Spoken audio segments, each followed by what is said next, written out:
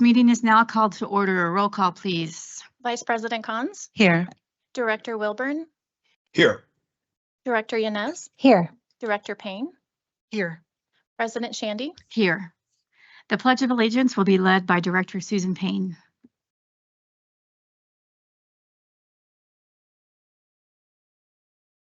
Of the United States of America, and to the republic for which it stands, one nation, under God, indivisible, with liberty and justice for all.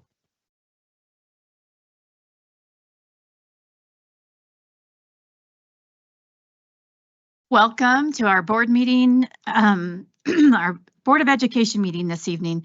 We're excited to start our gathering by celebrating the outstanding faculty, staff, and students of D20. Their hard work deserves our recognition, so we encourage applause during this celebration. Let's get started. Mrs. Ruckman, are there any updates to this agenda? There were updates to the agenda and the board has been made aware of these. Members of the board, are there any items you wish to move from the consent agenda? Are there any discussion items to be added to the agenda? May we have a motion to approve the agenda? Moved. Second. Roll call, please. Vice President Cons, Aye. Director Wilburn, Aye. Director Yanez, Aye. Director Payne, Aye. President Shandy. Aye. All right, does anyone have anything to share for board comments tonight? Director Cons, would you like to start us off? I will. This is a heavy time for America. My heart and prayers go out to all of those affected by the Evergreen and Charlie Kirk shootings. I'd like to share this commentary. It is by Aaron Burnett, called "When a Conversation Gets You Killed, We've Lost the Plot." Let me say this as plainly as I can. We are in real trouble. On Wednesday, Charlie Kirk was assassinated during a Q&A session at a university campus in Utah. Let that sink in. A political commentator was murdered, not in a war zone, not during a riot, but while speaking into a microphone and answering questions from people who disagreed with him. He wasn't inciting violence. He wasn't calling for blood. He was doing exactly what we say we want in this country: talking, debating, showing up in person to engage face-to-face with folks who don't see the world the way he does. And for that, someone killed him. This isn't about whether you liked Charlie Kirk. That's irrelevant. Agree with him, disagree with him, think he's dead wrong on every issue. Fine. That's your right. But when we get to the point where people are gunned down for the crime of having an opinion, we've crossed a line we may never come back from. We've become a culture where disagreement is treated as violence and actual violence is justified as some kind of moral response. People walk around like they're righteous vigilantes because someone dared to challenge their worldview. We've allowed emotional fragility to masquerade as courage and confusion to parade as justice. What happened to us? This country was built on the idea that we can argue, protest, debate, and even offend each other without fearing for our lives. We have the First Amendment for a reason. You don't get to kill someone because they said something you didn't like. That's not activism, that's terrorism.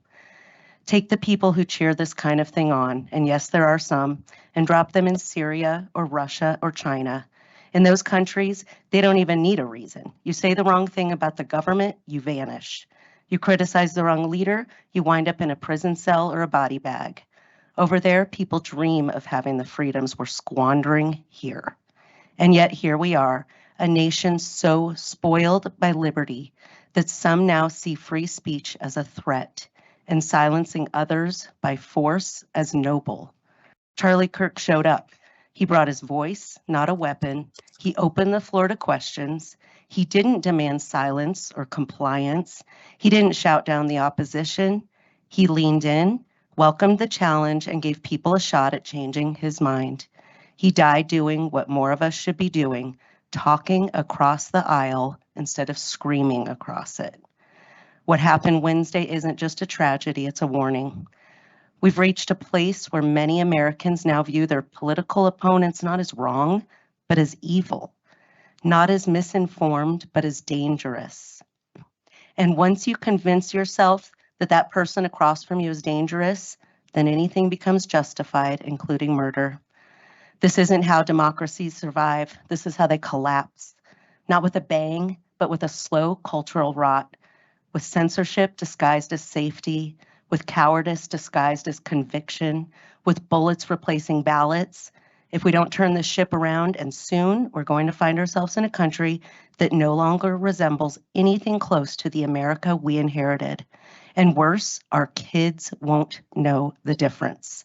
They'll grow up thinking this is normal, that if someone disagrees with you, you destroy them. Not in the comment section, not on a ballot, but in real life. That should scare the heck out of all of us. We need to relearn how to live with disagreement.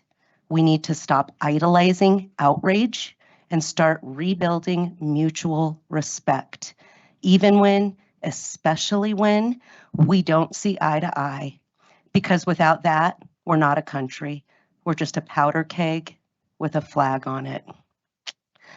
So with this election season starting in our district and around many districts, I am imploring every single person in our community to focus on ideas and not personalities.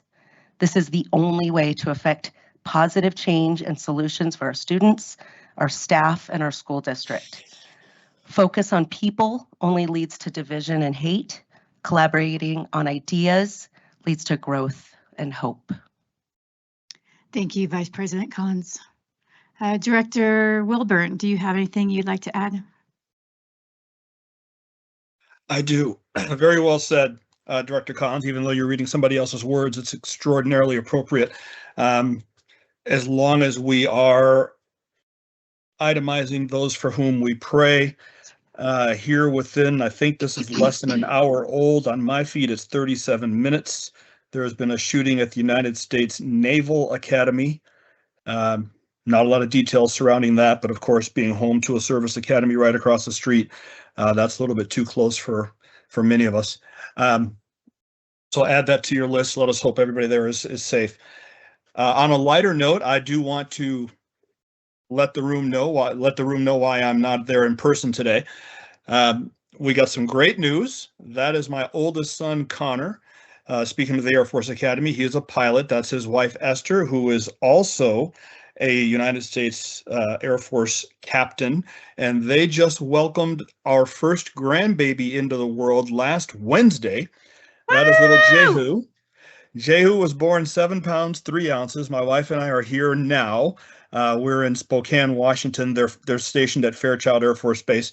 So we're here helping with newborn duty, doing the 2 a.m. feedings, all that stuff that all of you remember. Couldn't have come at a better time. As many of you in the room know, we've had a long couple of years in the Wilburn household, and we were due for some blessings and some good news, and it couldn't have come in a more adorable package. So I couldn't resist the opportunity to take my first proud grandpa moment. There's my first grandson right there. Precious. All right, Director Payne. Well, thanks for your words, Director Collins. I wanted to add on that over the last 24 hours, many of you know I work on the multidisciplinary team at the national level with the National Threat Assessment Center, and we also were learning of the shooting at the United States Air Force Academy. But also I was on the phone with children that graduated from District 20 that were at yesterday's event in Utah. And I just want to say it's a time for anybody in this audience to have the conversation with the people that are in your circle about how we talk to each other, how we recover in the aftermath, because the secondary impact of violence or what this brings to us as a country or our children, these are adult issues that they're not well prepared to manage their feelings of. But also for me as a 27-year law enforcement veteran, the things that I've seen in my career are things you can't unsee. But we have a lot of supports in place, and we have teams, and we work together, the military sitting here as well. But our children today see graphic images and videos online, and as they're scrolling through the internet, the violence they're exposed to, that they can't go to sleep at night and that they've seen, is something that we all as adults need to help manage better. So I just wanted to say that our thoughts and prayers are with all of those impacted, not only at Evergreen High School, but in Utah as well today. But we're so grateful for the people that do keep us safe in our schools. And I'm so grateful that this district, we have our armed security team, which is one of the, I would say, the largest school safety armed security division in the state of Colorado, that includes even those heroes in our elementary school. So I'm so grateful for those supports, but I want to remind our community and our parents to make sure that you look for concerns in behavior, that you recognize those warning signs and indicators, and that you speak up if you see them, because we are all willing to respond if there are any concerns, and that we manage it in a way that we're having really healthy conversations about the aftermath of these traumatic incidents. Thank you, Director Payne. Director Yanez. Thank you. Quickly, I just want to talk about hope, because I immediately yesterday started to think about the 6th graders that I taught at Chinook Trail Middle School, specifically as their English teacher, and oral presentation skills and communication, and how to build an argument, and weaving those two things together. And we would debate, and we would come up with all kinds of topics. I remember one in particular, whether or not football helmets were safe enough to play the sport, and kind of dropping that and watching 6th grade boys, should we just get rid of football? Don't ever do that debate with 6th grade boys. They get really impassioned, but on purpose, right? Because I wanted to teach them how to argue, and how to argue well, and how to do so effectively with focusing on the issue and not the people. And I can tell you that after practicing, they did it expertly. And I would put sentence stems on desks. And one that sticks out to me that they loved to use was, they would say, I see what you're saying, but the view from my window looks differently, right? Or different. And we can do that. We will do that. We have to do that. We have to model that for our students, our kids. And I know they can, because they left my classroom doing it really well. So healthy civil discourse is part of the fabric of who we are. And I just implore all of us to get back to that place, live there, and argue well. Thank you. I also wanted to say something tonight about it, as we take this moment to address the heaviness many of us are feeling. Yesterday we witnessed heartbreaking violence, including a tragic school shooting in Evergreen and the loss of Charlie Kirk. Today also marks the anniversary of 9/11, a day that forever changed our nation.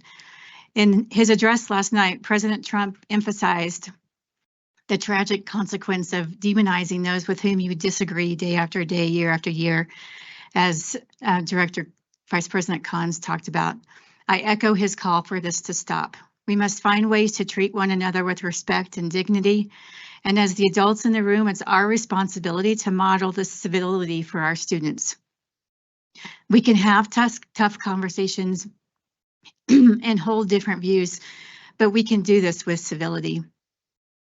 As a member of this board, I'm also aware that sometimes labels are unrightfully placed on us, labels intended to divide us and our community. But let me be clear, my commitment is to serve this district with integrity, to foster a safe environment for our children, and to lead with compassion and love. I believe this is the board's commitment as well. Let us, the D20 community, be leaders in working together to improve our educational system in an atmosphere of peace, kindness, and mutual respect. I would like to take 30 seconds to just have silence and remember all the lives lost yesterday, and to remember Charlie Kirk, and to remember all of those still affected by 9/11 today. So, Mr. Scatalides, 30 seconds on the clock, please.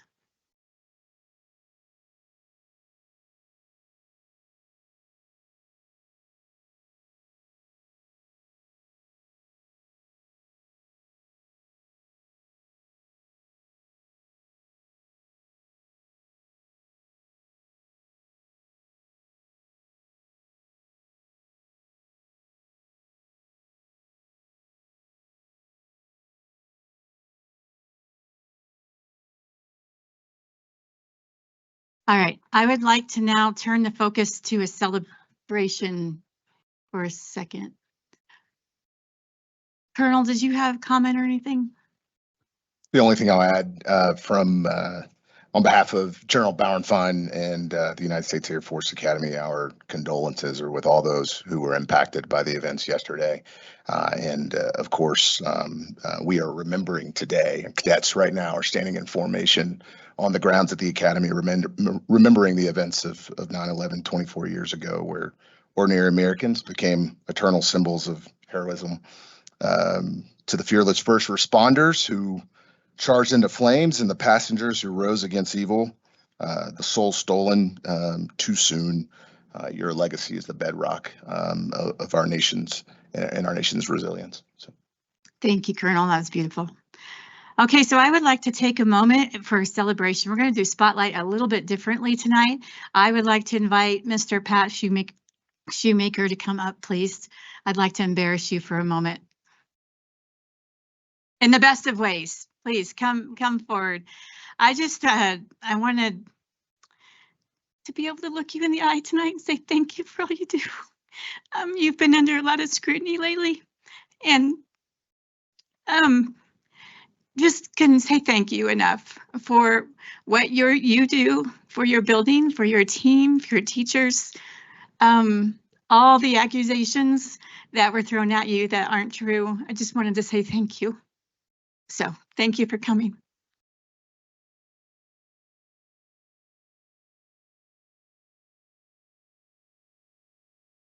Superintendent Haber. All right, well, I'm going to build off Director Yanez's theme around hope, right?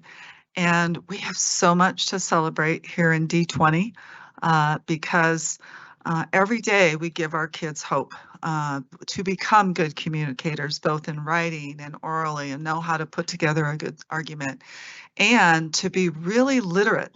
And we know that literacy, especially proficiency in literacy at starting at 3rd grade, is so vitally important, because we know that students who leave high school who don't know how to read are going to be at disadvantage for their whole life. And so I'm super excited to talk about our district performance framework. For 17 years in a row, we have gotten District of Distinction. And I don't ever want to take that for granted. It is really, really rigorous and hard to be a District of Distinction. I was with other superintendents in the area, and there was one district that missed it by 1 point. And they were so frustrated because they've been working so hard.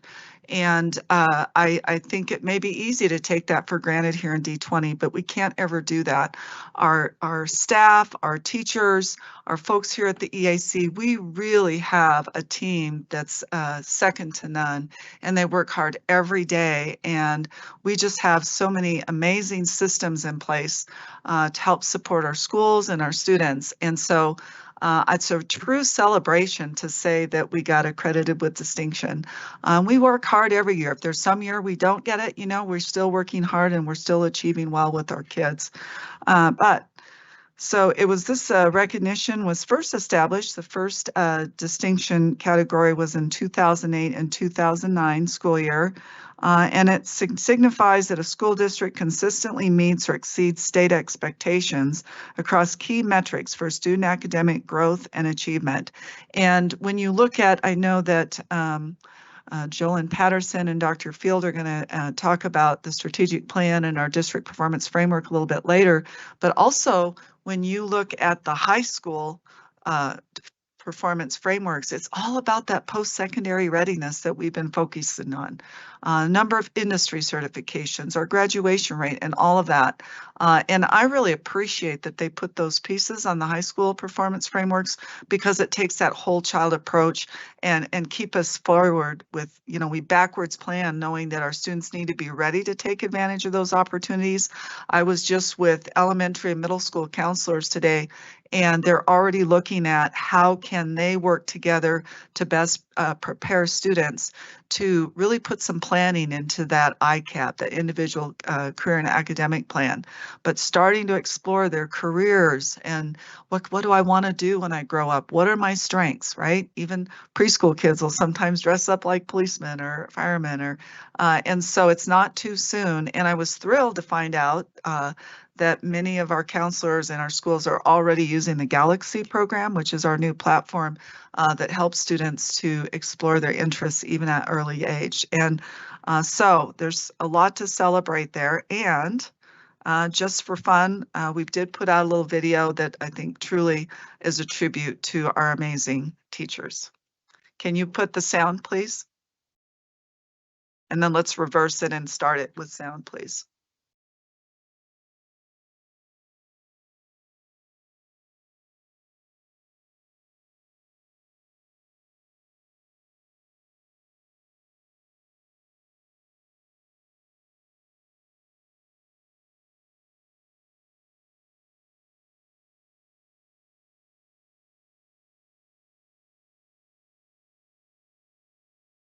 District 20.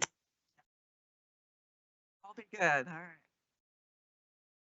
District 20, Team 1. We did it. I'm thrilled to share that for the 17th year in a row, Academy District 20 has earned accredited with distinction. This is the state's highest performance ranking by the Colorado Department of Education. We are one of a select few districts in Colorado to achieve this distinction for 17 years in a row. This achievement is a testament to our theme this year, Team 1. Together we thrive. From our outstanding teachers and support staff to our engaged administrators, our committed Board of Education, and our families and community members, we appreciate you. We look at this new data point with pride, but we will also continue to analyze a body of evidence to best support student academic achievement and growth.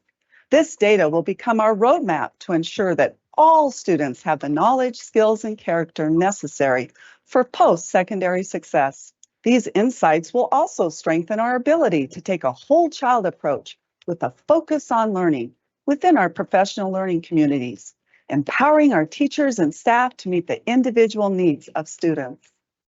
Congratulations to each of you for your dedication to ensuring that all students learn at high levels. Great truly happens here in D20.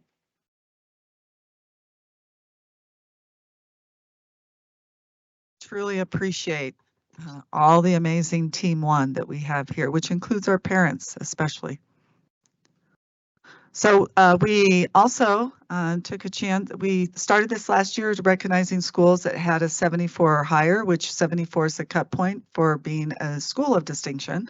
And so we recognized them at our last K-12 principal meeting, and they all had their certificates, which was fun. It was fun trying to get the picture. Actually, everyone was helping out with that.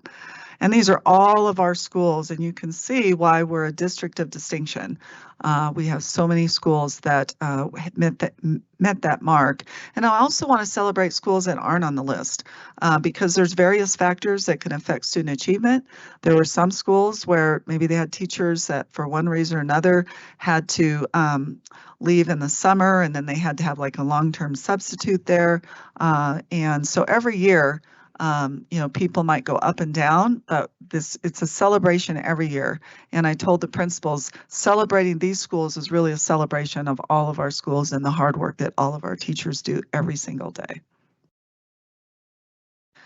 And we have the folks here. I'm so excited. You guys can come on up. I think Charlie, right? Charlie Whites, I think you're going to talk to us about the pilot program. So we have 6 D20 Air Force JROTC students who successfully completed the intensive 8-week JF ROTC Flight Academy this summer at civilian universities around the country via an Air Force scholarship to earn their private pilot license. So would all of you please stand up and let us give you recognition together?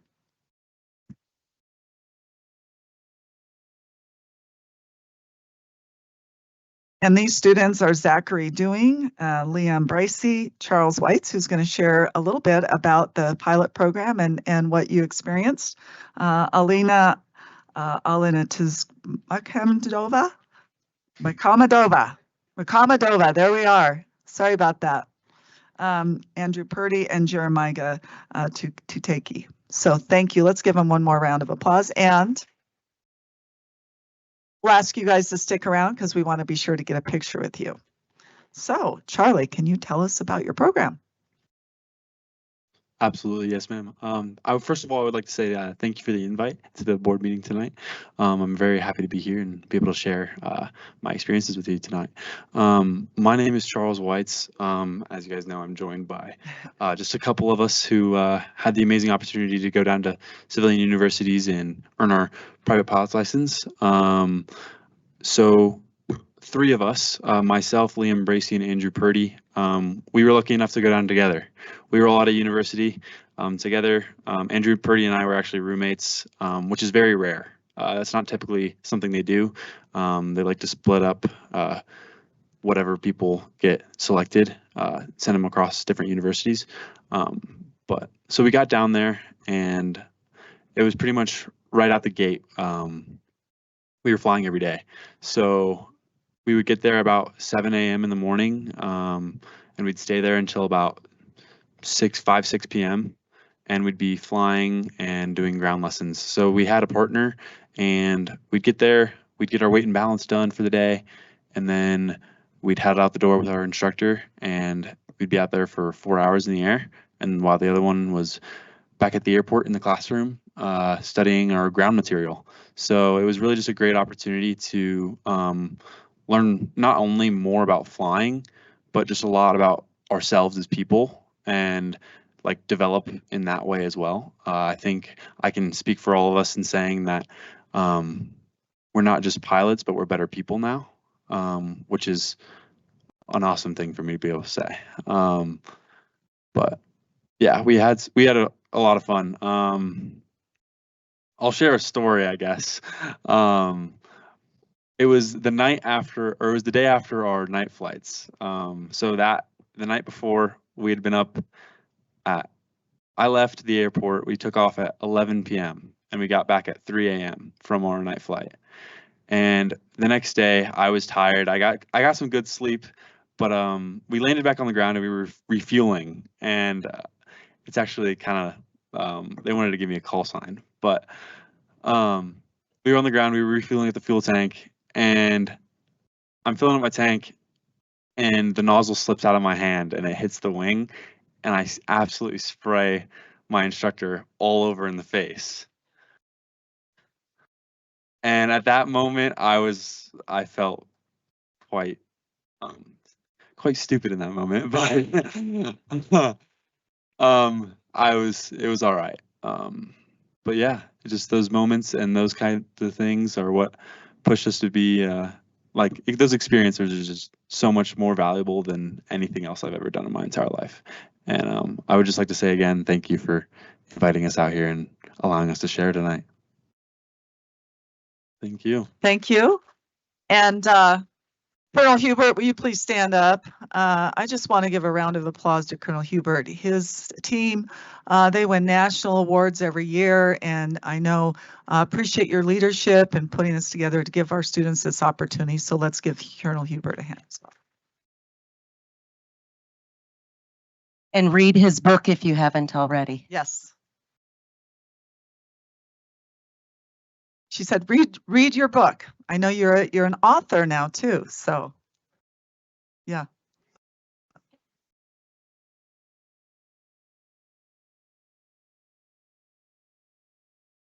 Yep. We sent 7 students to the Flight Academy this year.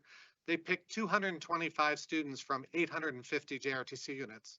So the average unit gets none. And so the fact that we sent 7 was pretty special this year. 6 of them got their license. The 5 you see here, the one who graduated last year, and he's up at the University of North Dakota. Oh. And then we have one more who the weather didn't cooperate and he's not quite finished yet, but we did very well this year. It's huge. One more round of applause. And again, please stay so we can get a picture with you guys. So we have many more celebrations. The Pikes Peak Regional Science and Engineering Fair was held in Columbus, Ohio. Over 1,300 projects from 65 countries were entered, and Vanya Lavu, a senior at TCA, earned second place award from the American Psychological Award, and a fourth place category award went to Ayush Vespute, who is a sophomore at Rampart High School. He's also on my superintendent council and will be going to CASB, I believe. And he earned a fourth place category. So a huge celebration and thank you to them. Oops, a little crazy there. So we also want to huge thank you to our D20 Education Foundation. They go all out every year for the golf tournament. And we had 28 teams, about 112 golfers, and numerous sponsors. This is the 25th annual golf tournament, and they believe they're going to raise nearly $50,000. And that money is important. They've awarded more than $60,000 to teachers over the past 2 years, $46,000 in scholarships, and $27,000 to district programs. And so I'd like to recognize the folks on the D20 Education Foundation. Karen Reynolds is the president, Glenn Strebe is the vice president, Chris Palmer, secretary, Tom Gregory is the treasurer, Greg Stevens is our director, and Krakovich is a director, Cindy Wenzel is a director, and Dave Momquist. Can we give them a round of applause as well? And then we have Emma Lou, a senior at Pine Creek High School. She is making a global impact through her nonprofit Apex SAT, which she co-founded with her brother and a friend. Apex SAT provides free SAT and ACT tutoring to help students succeed in their college admissions journey. To date, the organization has supported more than 4,000 students across the nation and around the world. And recently, KRDO spotlighted Emma and Apex SAT in their School Buzz report. And a huge shout out to Air Academy High School. It was so much fun. They went around to different schools, just promoting and celebrating the start of the year. Came through the EAC. I couldn't help but get my picture with our cadet there, the true bird. And but it was really fun, and it was just a great way to celebrate, and their band does an excellent job. I can't wait to see their marching band this year. We have dedicated now a special ed highlight every superintendent update because we have so many great things that are going on with our special education program. And tonight we're going to celebrate a special education digital learning coach, Kim Watts.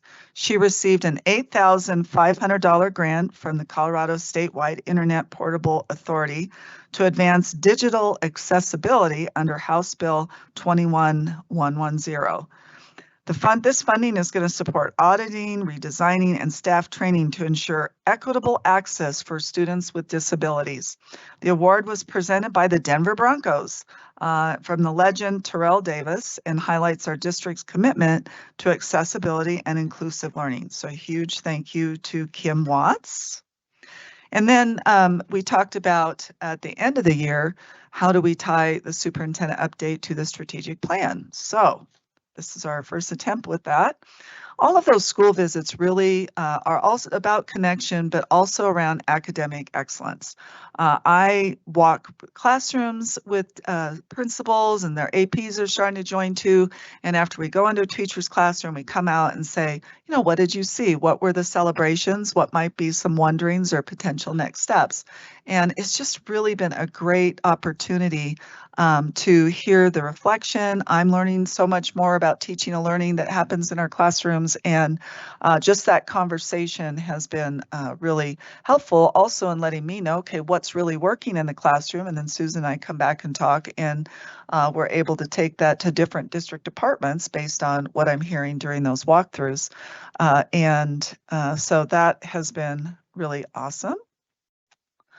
And so this was one of my walkthroughs. I think it was yesterday, actually, at Douglas Valley Elementary School. They're super excited about their PK8. Adrienne Morey, the principal there, couldn't wait to tell me all about the colors that they picked out. Evidently, the design team originally had, like she said, a basketball orange and black and then really bright tiles, which she said, no, you don't want bright colors along with all the energy that comes with especially the earlier grades. So they picked some nice blues and teals. And so I'm excited to see what they came up with. But I had an opportunity to visit professional learning communities, which was awesome. A 4th grade team and a 5th grade team. And I know, and a shout out to Dr. Field and the Learning Services because they have put together, one thing that the board asked about was how do we measure the effectiveness of PLCs, right, in different schools? And we have the tight, loose, tight document, which we've shared with you. Here's what has to be tight with PLCs across the district. Here's what can be loose as far as all the choices that teachers and principals can make. But they also came out with a PLC walkthrough form. And this just came out and some principals are still introducing it to their staff. But it's really awesome. So we were kind of looking at this when we went to these 2 teams and like, what do we see them focusing on? And I think this form will also be helpful for PLC teams to say, oh, where are we at? Is there a part of our PLC process that we're missing? And then there might be a way to use this feedback on an ongoing basis to say, you know, what are some of those really excelling teams around PLCs and which ones are still starting out and just might need some more support. So I was super excited to see that. And then Adrienne's holding up, they did one of the first and most important, just like we did with the board, is to come together as a PLC and have those collective commitments. And you can see that the staff members signed on there. And it was a fun visit and the teachers they're amazing. Is to educate and inspire all students to thrive in a safe and supportive environment. Our vision is smiles, stories, and success for all. What collective commitments are responsibility, respect, support, recognition, collaboration, inspiration, growth, and rigor. So, you know, it's important to have student voices in the room, but teacher voices in the room are the best as well. So that was really fun, and I appreciated Adrienne sharing that with me.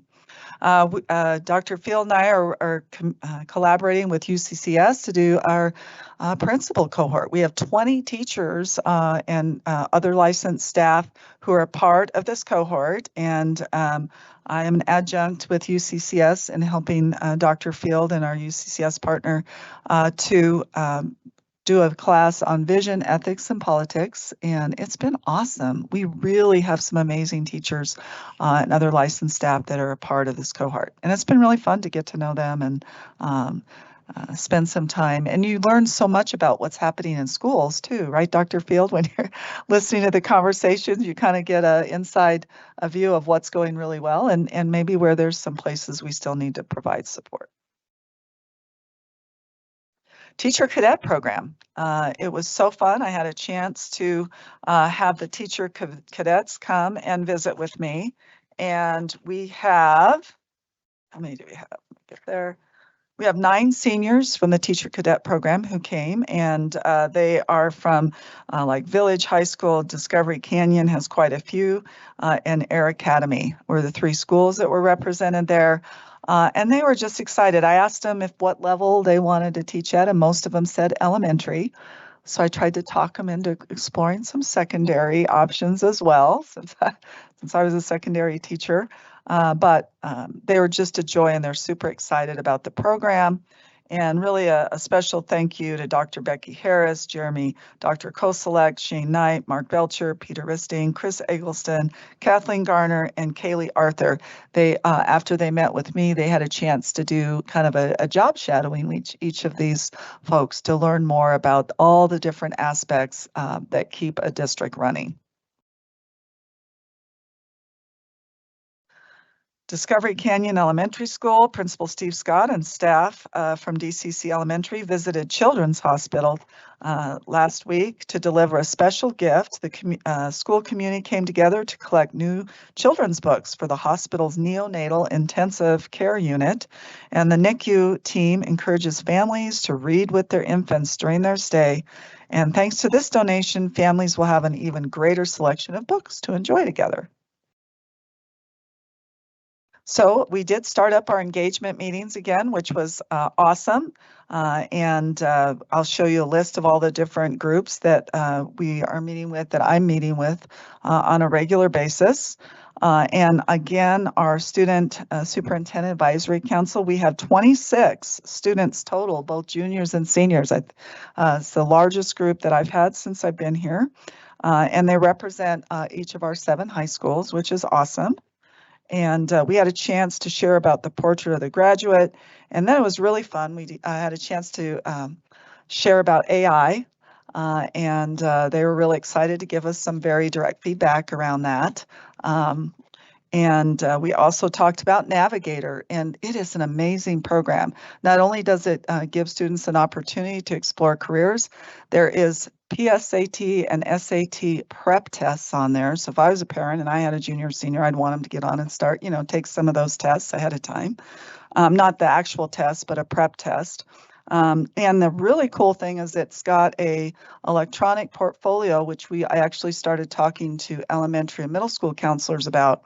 And they could start putting work in there in elementary school all the way through high school. And then they can continue to access that electric portfolio even beyond their graduation date, which is awesome. And then Jolynn talked a little bit about iExcel. And I think we still have some more research to do on this, but I think we're starting to see a real correlation between increased academic growth and places where teachers are using iExcel with fidelity. These are all the different groups, and there's one other group that I would add on here, and that's the Principal Advisory Group. I meet with them once a quarter. I created that when I was here just to make sure that I had a principal group that I was meeting with on an ongoing basis. Have gotten some great feedback from them and some changes that have been made in the system because of the feedback of these different groups. Parent Sounding Board's now the Parent Council. And that way it's just consistent across the board. Council, in that council meeting, we all collaborate. We talk about topics that we identify as important. And over the past 2 years, the same topics have come up from parents and stakeholders around, we want to know about budget, we want to know about security, we want to know about some of these various topics. So we're weaving those in.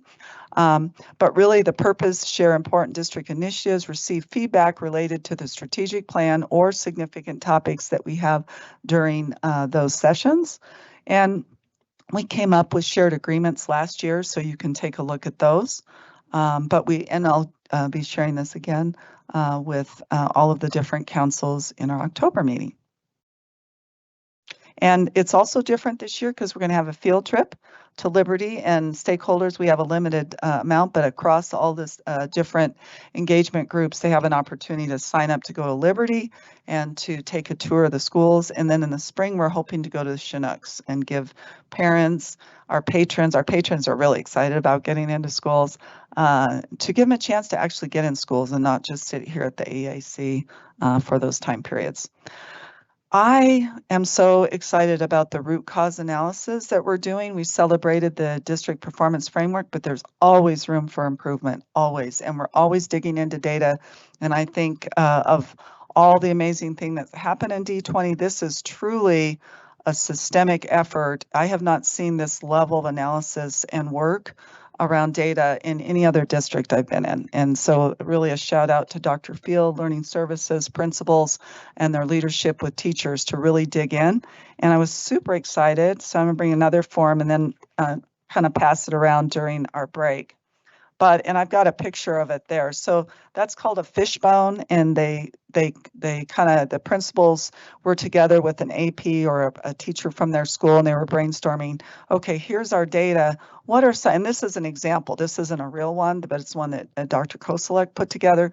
What do we think some of those causes would be? And then down below, you can see, okay, let's take one of what we think the cause is for an area that we know we need to improve in. And then that's the root cause. So the down below, it's like, what is the cause we want to investigate? That top one says why. Why do we think that's important? And then, how can we dig deeper into that? And I love graphic organizers. I think it gives, it organizes people's thoughts, and it really systematizes and causes, I think, more action as opposed to just talking about things and not really organizing it and have it in writing. So kudos to our principals, learning services teams for the work that they're doing around that. And that's the end of my presentation. Thank you, Superintendent Haber. Tonight we have one new administrator to approve. Mr. Smart, would you please make that introduction? Yeah, before I do, I want to thank these students for being here. When I was in high school, I wanted to be a helicopter pilot. And then I remembered I'm afraid of heights. So that kind of shot that down. And my call sign would have been Scaredy Cat. So I already have it ready to go. All right, so tonight I want to introduce Stephanie Laramie. Stephanie Laramie, who has a great last name. If you guys know, there's a town up north of us where an elite university is at. She is here to be recommended for the interim administrator for Aspen Valley High School. She holds a Bachelor's of Arts in English from Washington State and a Master's of Arts in Educational Leadership from the University of Colorado, Colorado Springs. Now, she has a unique career because her husband works for the military. And so she's been all over. She's been in Washington, I think, like 5 times, different times going back and forth. Been in Germany, been in Las Vegas, and also Cheyenne, Wyoming. Not Laramie, but it's close. It's good. And then she came to Colorado and worked in District 49. Went back to Washington and then came to District 20, where she's worked at Aspen Valley High School as interventionist and MTS coordinator, as well as many other things. She's currently serving as the Dean of Students at Liberty High School. So we're pleased to recommend Stephanie tonight for the position of interim administrator for Aspen Valley High School. Anything you'd like to say? She has something to say. She's coming up.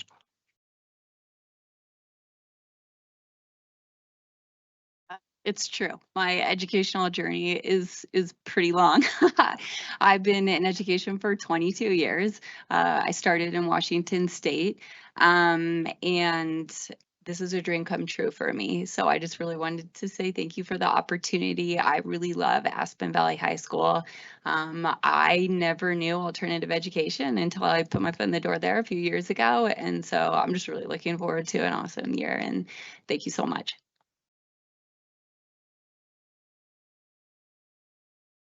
Thank you. That's all I have for tonight. Well, till later. All right, thank you.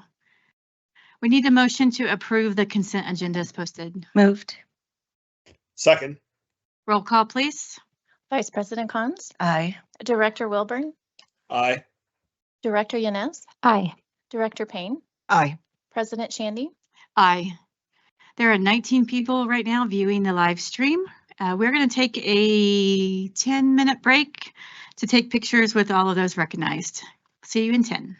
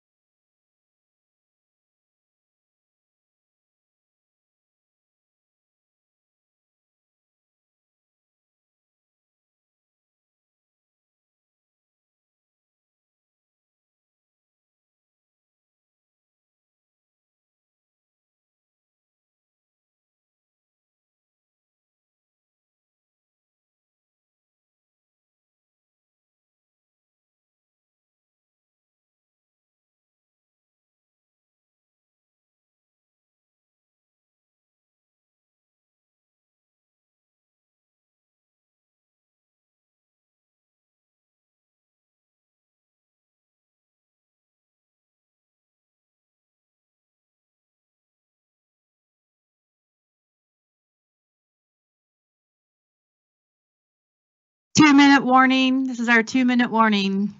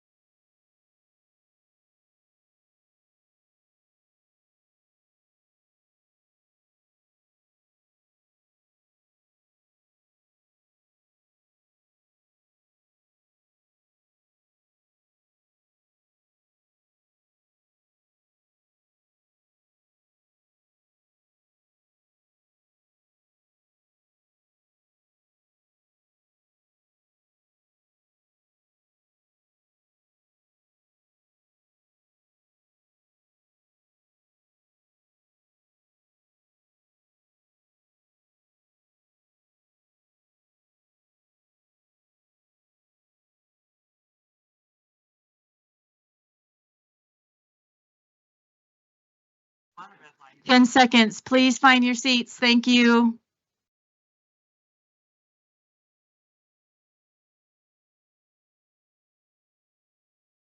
All right. Thank you all very, very much.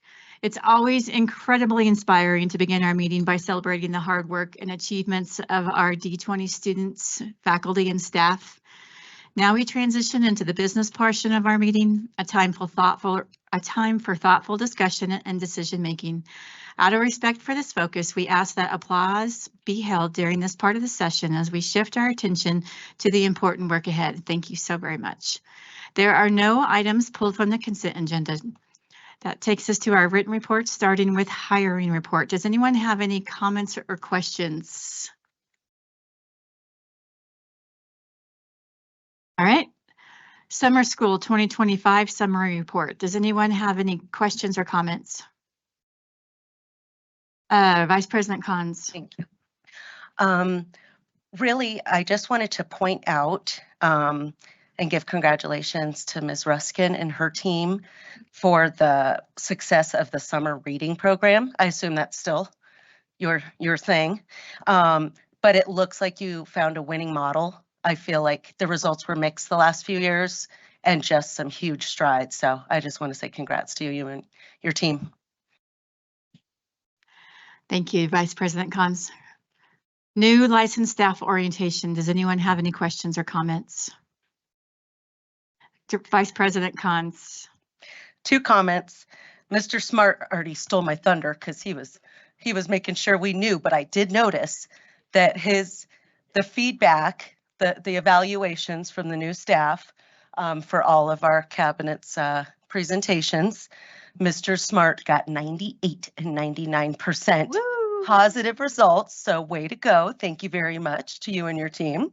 And I also just want to tell Superintendent Haber and our whole team that the major focus on all the work of Results Now 2.0 and what's come about from that was really evident to me in this slideshow. And so I was just thrilled to see all the focus on training because that's where it's key to continue that work. So thank you.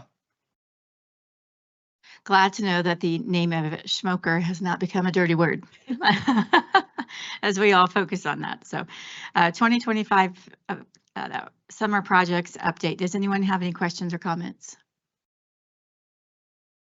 25, Yes, 26. Ms. Sandy. Yes, Director Wilburn. Sorry, I've been trying to give a longer pause. Go ahead. Yeah, there's always a little bit of a delay.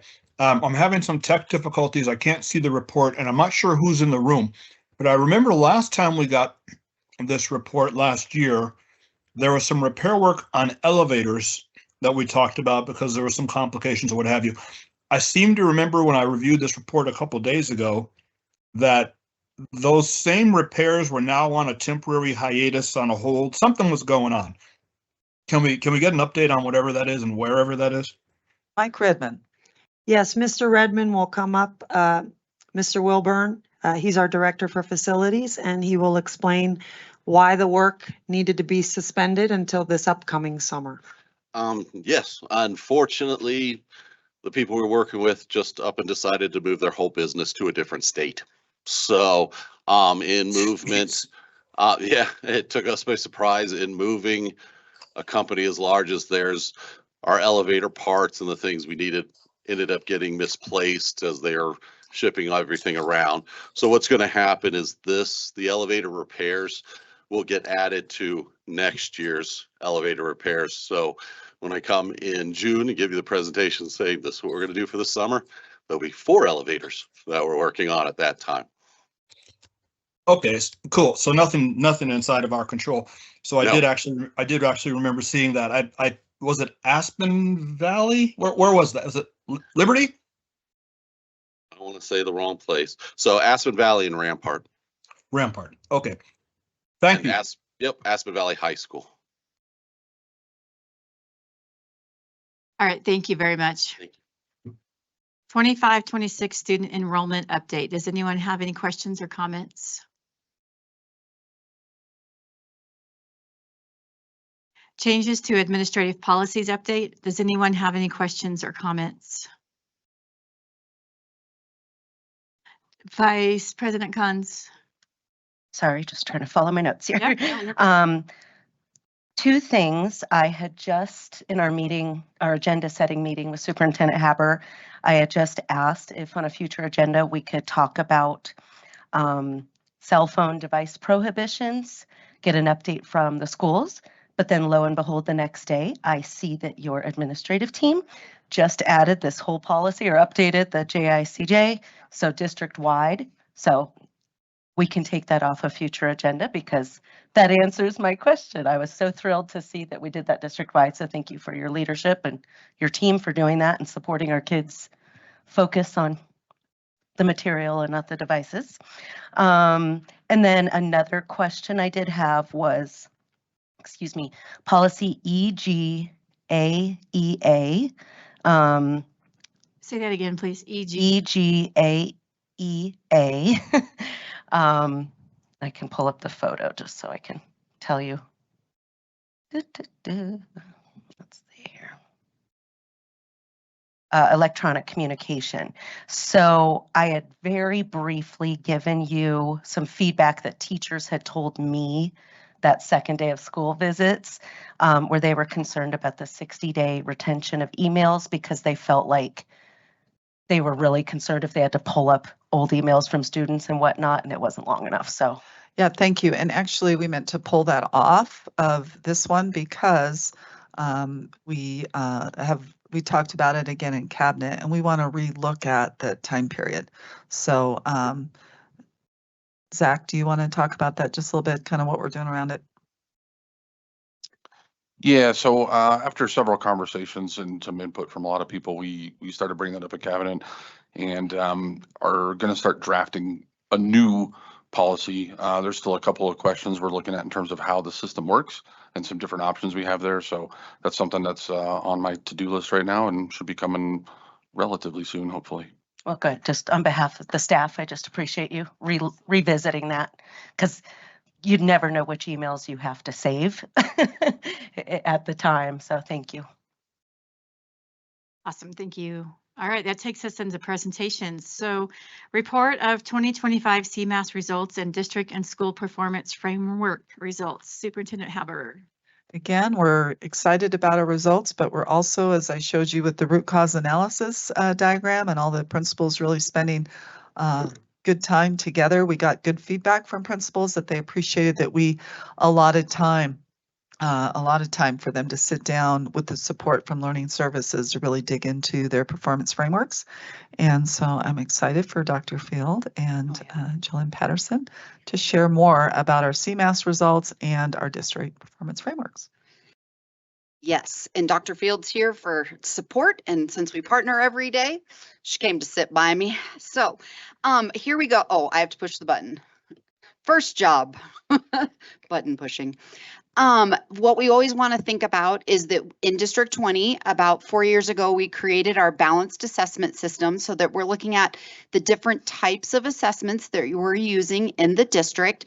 Tonight, when we're looking at CMAS and our PSAT, SAT, these are summative, one time a year assessments. And so that we just keep that at the front of our thinking. CMAS is given in the state of Colorado. It is aligned to the Colorado academic standards, and it serves very much as a roadmap to ensure that students are prepared for college, career, and life.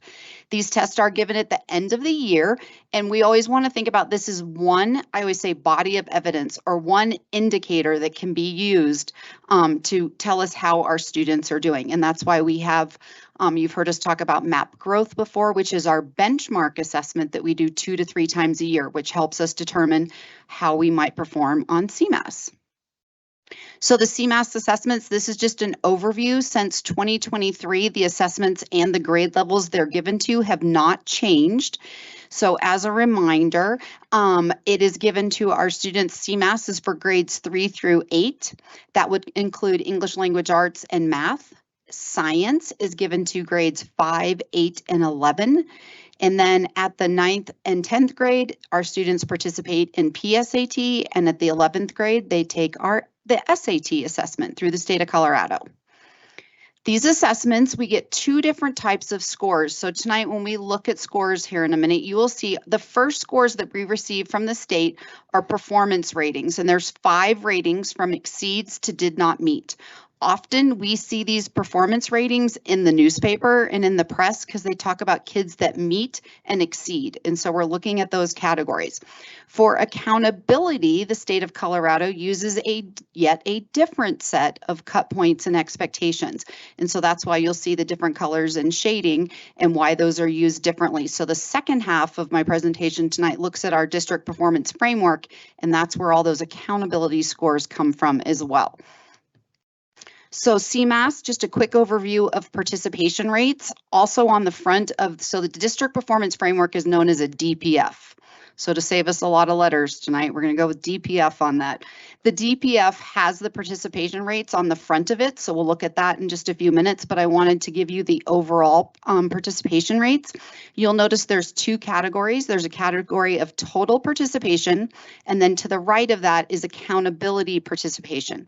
So in the state of Colorado, our parents have the right to opt their students out of assessments, so that out of the state assessment. So the accountability participation rate takes into consideration parents who may have opted their students out. And then the federal number, because the federal government says that we don't have that option, is the total participation rate. So you'll see that for English language arts, 88.9% of students participated, and for math, 89.1% across the district and across all those assessments. So first, and we're going to look at, I was going to apologize, it's little, but I don't know how else to fix that. So I do apologize, but it is what it is. English language arts and math results. So this is for grades 3 through 5. So you'll see 3 big categories up here. The first, the section that has more white coloring in it, is meets and exceeds. You will see going down the left-hand side, the grade level and the content area. Going across below the black bar are the years that are represented. So we see 2019, and then remember we had the pandemic, so we were on hold. And then we have 21, 22, going across to this year's current scores.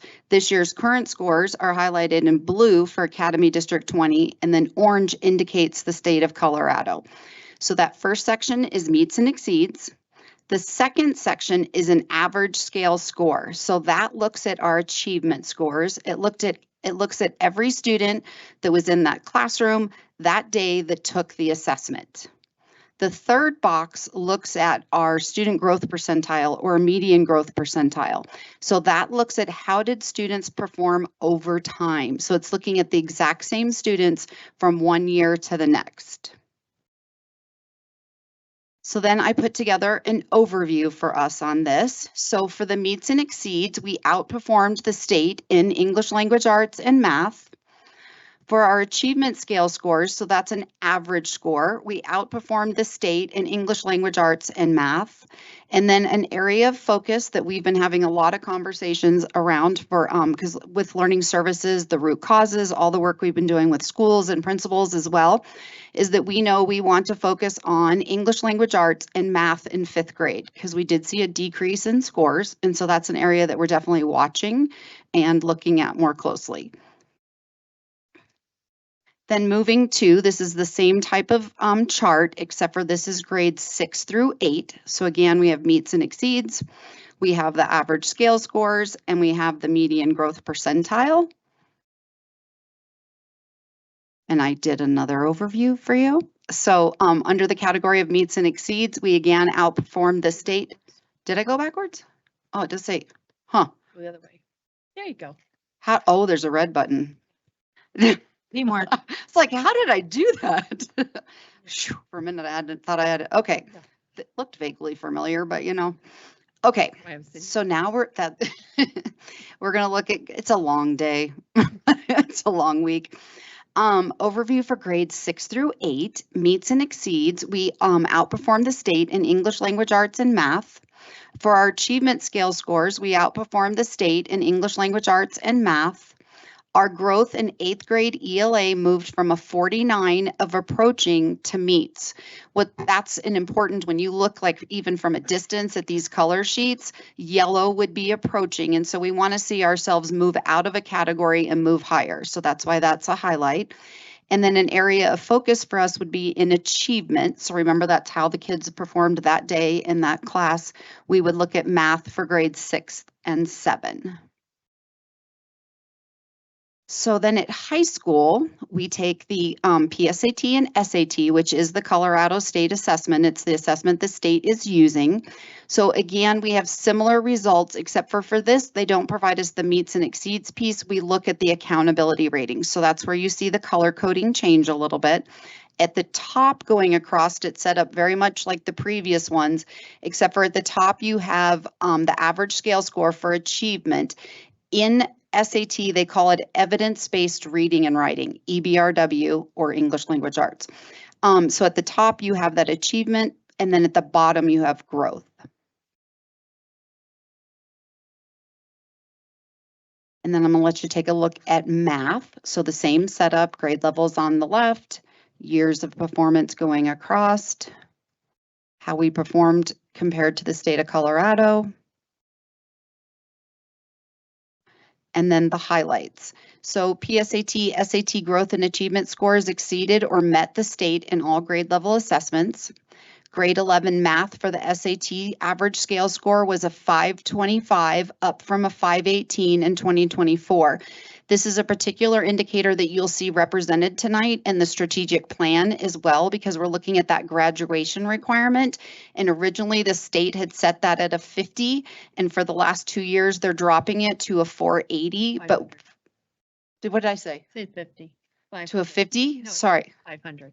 500. The state said 500 for graduation requirements. For the last 2 years, they've dropped it to 480, but we have kept our bar at 500. So when we look at this average of 525 and we see improvement, that's what we're working on, especially when you hear us talking about how much work we've done in the last few years around math specifically. We would hope to see our scores go up. Thanks. I'm like, woo. Areas of focus, grade 10. Growth in math, because we were at a 49 in approaching. So when we talked about changing those color bands, we would much rather sit at that 50 range or above. And so that's an area that we're going to focus on. And then I do want to note that our participation in science at grade 11 is considerably lower than it is for PSAT, SAT. And there's a lot of reasons why that happens, but it's just something to note. So then this next slide looks at our science results. And so science, because this is so, I'm going to skip to the the highlights. This is the second year that we have, or the third year, sorry, that we have tested with 2020 standards. So the state had redone standards. Last year was the first time we saw it show up on frameworks. So this year we have some comparable data, which is what's demonstrated in those graphs. All of our grade levels are meeting for accountability. All of our grade levels performed well above the state. And then our participation rates, as I noted in the last section, are lower at high school for this. So new this year, the state of Colorado provided parents, which was exciting. So we got our results. We start to get achievement. We don't get growth until later in July. And so my goal is to get that in the hands of our administrators and our teachers as fast as possible through our district data lab or Tableau, our visualizations that I've shared with you in the past. But this year, the state, typically what would happen is they mail me a ton of boxes because every kid gets a paper report, and we sort those and we slice them and we dice them. And then once school starts, we figure out how to get them to the schools, and the schools figure out how to get them to the kids. Well, the super great news is on June 10th this year, the CDE released a parent portal. So parents were able to go in and immediately access scores. Now that's for 3rd through 8th grade and 11th grade science. College Board typically has the students. So College Board is the vendor for PSAT, SAT. Typically within about 2 weeks, students can access that. They don't always tell their parents, but they can access their score. And so I always tell parents to look for that about 2 weeks after the assessment. So it was super exciting that the state has made that improvement, and families were able to access those reports much faster. Plus it saved my team a lot of, and our schools, a lot of paperwork. And it's worked out super great as far as we've had a lot of success with it. So that's good. And then as I shared, the PSAT, SAT results are in College Board, and students have an account where they can go in and access that information. And then I did provide through links in here additional resources. CD's done a great job of giving information for parents or people like yourselves, whoever wants to learn more or know more about it. I just put that link of that information in there. And then what's important is, as a learning services team, how are we supporting this work and where do these scores go? So part of the process, once we get our DPF, our district performance framework, we really start working with the schools and the district to develop a unified improvement plan. So we're working on that right now. And then we have our support to schools team that's constantly providing professional learning. We talked about examples tonight with the root causes work. That's that team going in and doing work at the administration level, as well as going in and helping teachers in schools. And we do customized support as well.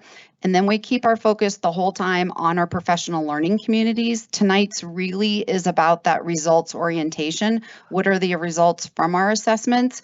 And then how does it build into our collaborative culture, our focus on learning, and then the results piece. And so we are continuing to support our schools with data analysis, and then they'll be building common formative assessments at the schools as well, where they can look at local data weekly rather than just this once a year summative assessment. And then again, just CDE has loaded since the embargoes have been lifted with all this information. You could go look at school performance frameworks or information on the CDE site for all of the schools across the state too, if anybody wants to do an additional data dive. Do we want to do, does anybody have a question at this point before we go to my next presentation? A couple of questions, yes. Sure. Director Yanez. I think I put this in an email at some point, but is there a way for ELA specifically to disaggregate the data with that reading comprehension component and then the writing score? That would be something I would, because I know, I don't know that we've ever done that, or has anyone ever done that? So we're deciding whose turn it is. What's hard about CMAS is that so literacy is combined, and was it Andy? Somebody did a really good speech today on this, learning services, where that they're combined within the assessment. So we don't get clear scores that would there's areas that we can look at, and we can look at items and how they were phrased, but not clear, like this is specific to writing and this is specific to reading. Does that make sense? The other challenge we're going to have in the future is the state of Colorado just passed an accountability law that says nothing can be paper-based. So for PSAT, there can be in rare occasions for accommodations, but in the essay portion of the SAT is being dropped from the Colorado state assessments as well. So that's an interesting Not to say we are not focusing on writing as a district, and Andy probably is. Yeah. Chair? No.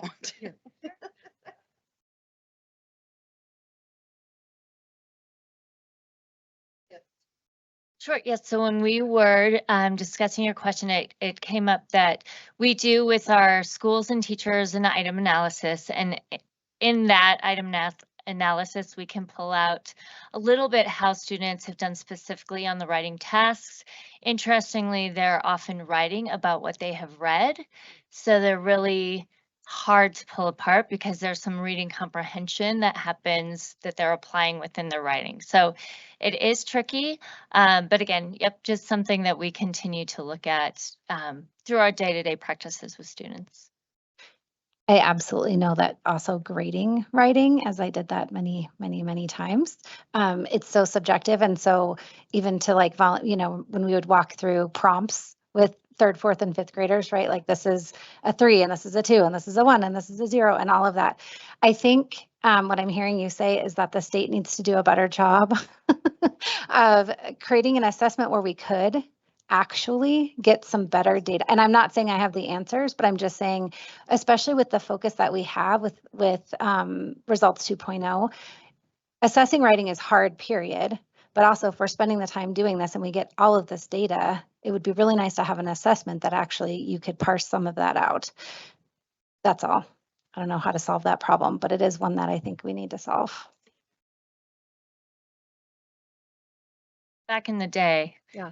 it was a separate assessment. Actually, back in my 4th grade teaching year. No, I know. Yeah, back, it used to be that 3rd grade was its own assessment and it was assessed in February or March. It was way earlier. It was all because of the, they call it the READ Act now, but it was, what was it called back then? Oh, gosh. No, well, that was CSAP, but there was the READ Act is a second version of the original law that came out in the late 90s in the state.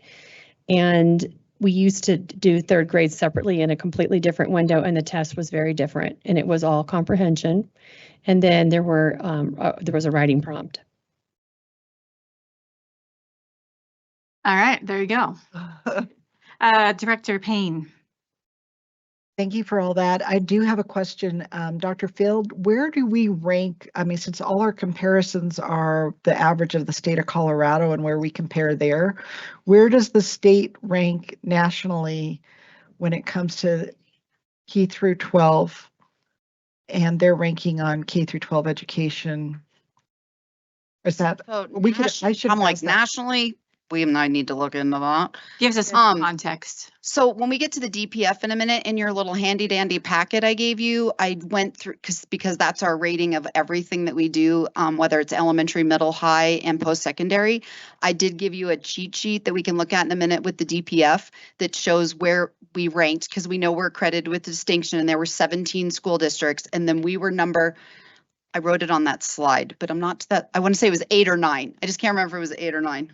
No, and that's it. That's coming. I was just wondering. 9. I love all the data. So okay, thank you. We were 9 out of 17 and out of 182 school districts in the state of Colorado.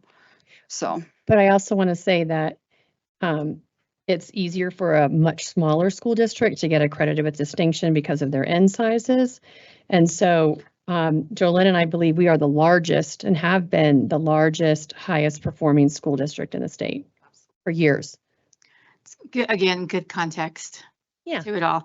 So my question for you real fast is in that post analysis of everything, how are we using that data to pull out a Schmoker value, if you will, to audit our curriculum for simplicity and depth, to say this is what is not serving us well, or this is what's serving us well according to these test scores?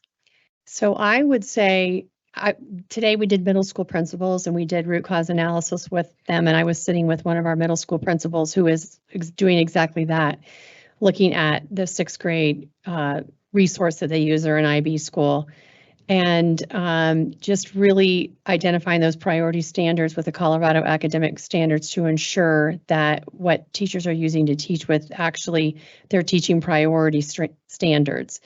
I would also say that we as a district want to do some work around math with our priority standards, especially at the high school level. We feel like there's a big need there, especially by course, like Algebra 1, Geometry, Algebra 2. It's work that needs to be done, and I think over the next probably 3 to 4 months, we'll have a plan on what that's going to look like. No, that's great. I didn't know when to bring up Algebra 1, if that's a later thing or not, You but can bring up Algebra 1. yeah, just that topic right there. And This guy's yeah. And again, is that we talked a lot about the feeder schools or that whole progression. Yes. And are we failing ourselves in that progression type thing? And are we looking at that? And Yes, and we'll start with elementary. yeah, I think we might have shared that with you all in the spring, that we plan to, at least by feeder systems, get everybody in the same math curriculum or math resource. And it also really supports professional learning in a Yeah. great way, because they're expensive. If you're a one school that has one resource, when there's multiple schools, many people can benefit from professional learning. 100%. Director Yanez. I remember when I was teaching 6th grade English that 6th grade math teachers were meeting with 5th grade teachers to talk about math placement. And I think I've said this before, I kind of knocked on some doors and said, what about ELA? Should we be having some of these conversations with 5th grade teachers? And at the time that wasn't happening. And I don't know if that's happening now, but I would certainly advocate for that to happen as well, just for those core and tested subjects, so that we can be thoughtful about that placement and continue to grow kids. 100% agree. Those transition grades, 6 and 9, and 6th grade's a focus area for us. 9th and 10th grade math is a focus area for us. So I think that we would benefit from being more intentional about articulation between 5th and 6th, and then 8th and 9th. Thank you so much for that. That was an ad lib conversation right there. Director Payne. I just want to add on to that because Dr. Field, you mentioned something about the larger size district, and having worked at a district with only one high school, there is a big difference. Can you explain that just for anybody listening at home? Because I think it is so important to understand how hard it is for a district this size with this many high schools to understand how that achievement occurred. I think it speaks to how we've been able to align, even in a previously more site-based district, how we've been able to align what we're working toward, what our goals are, and what we're focused on. I've sat here for 10 years doing similar reports, so I think that's our ticket. I think when you think about moving numbers, so when you think about being a large school district, to make a change, we have to move a lot of kids to make a change, right? Where a small school district, you might be able to move a couple kids higher or move a couple kids to get a different rating. But for us, they're much bigger buckets of students. So we need to move a lot more students forward. And I don't know if someone else thinks they can be more eloquent than me at this point. The points? No. Right. So to move up 1%, that's Yeah. Okay. So yes, yep. Right. Because you're moving. No, thank you for that. Absolutely. Dr. Field, do you have something you want to add to that? No, I'm just thinking to myself. Okay. These are good questions. I We're am. just like, okay, give me a minute here. Okay. All right. Anyone else have questions or comments on this section? Okay. I'll wait for Mr. Wilbur. No. Okay. All yours, Julian. All right. So in your handy dandy handouts, I just want you to know what you have on the podium. So the first one is an annotated version. It's very complicated. So later, if you want to know more about the district performance framework, you're like, what did Jolyn say about that? This is a reference for you that just points out the different components. I'm going to walk us through some of it tonight, so I think you'll have a better understanding, but I just wanted you to have that piece.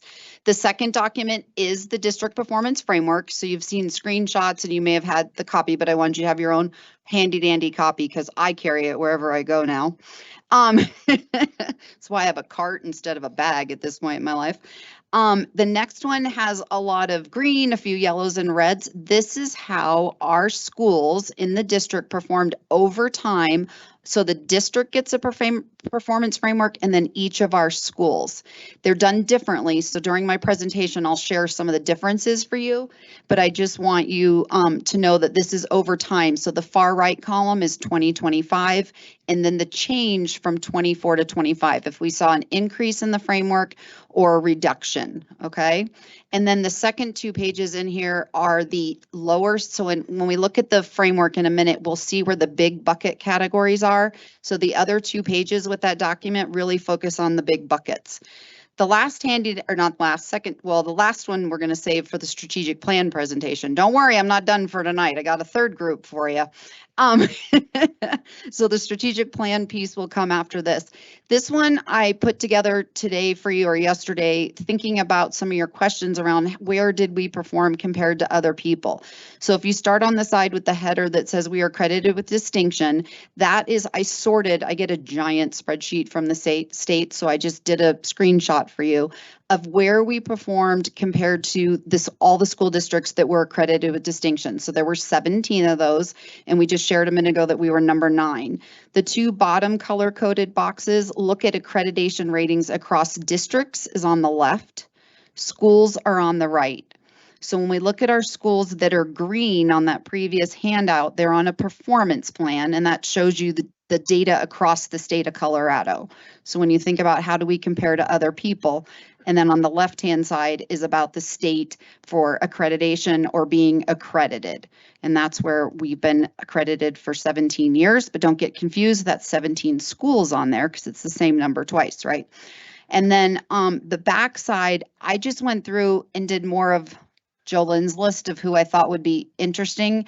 So of school districts that are close to us, that surround us, and then some bigger districts in the state of Colorado, like Boulder Valley.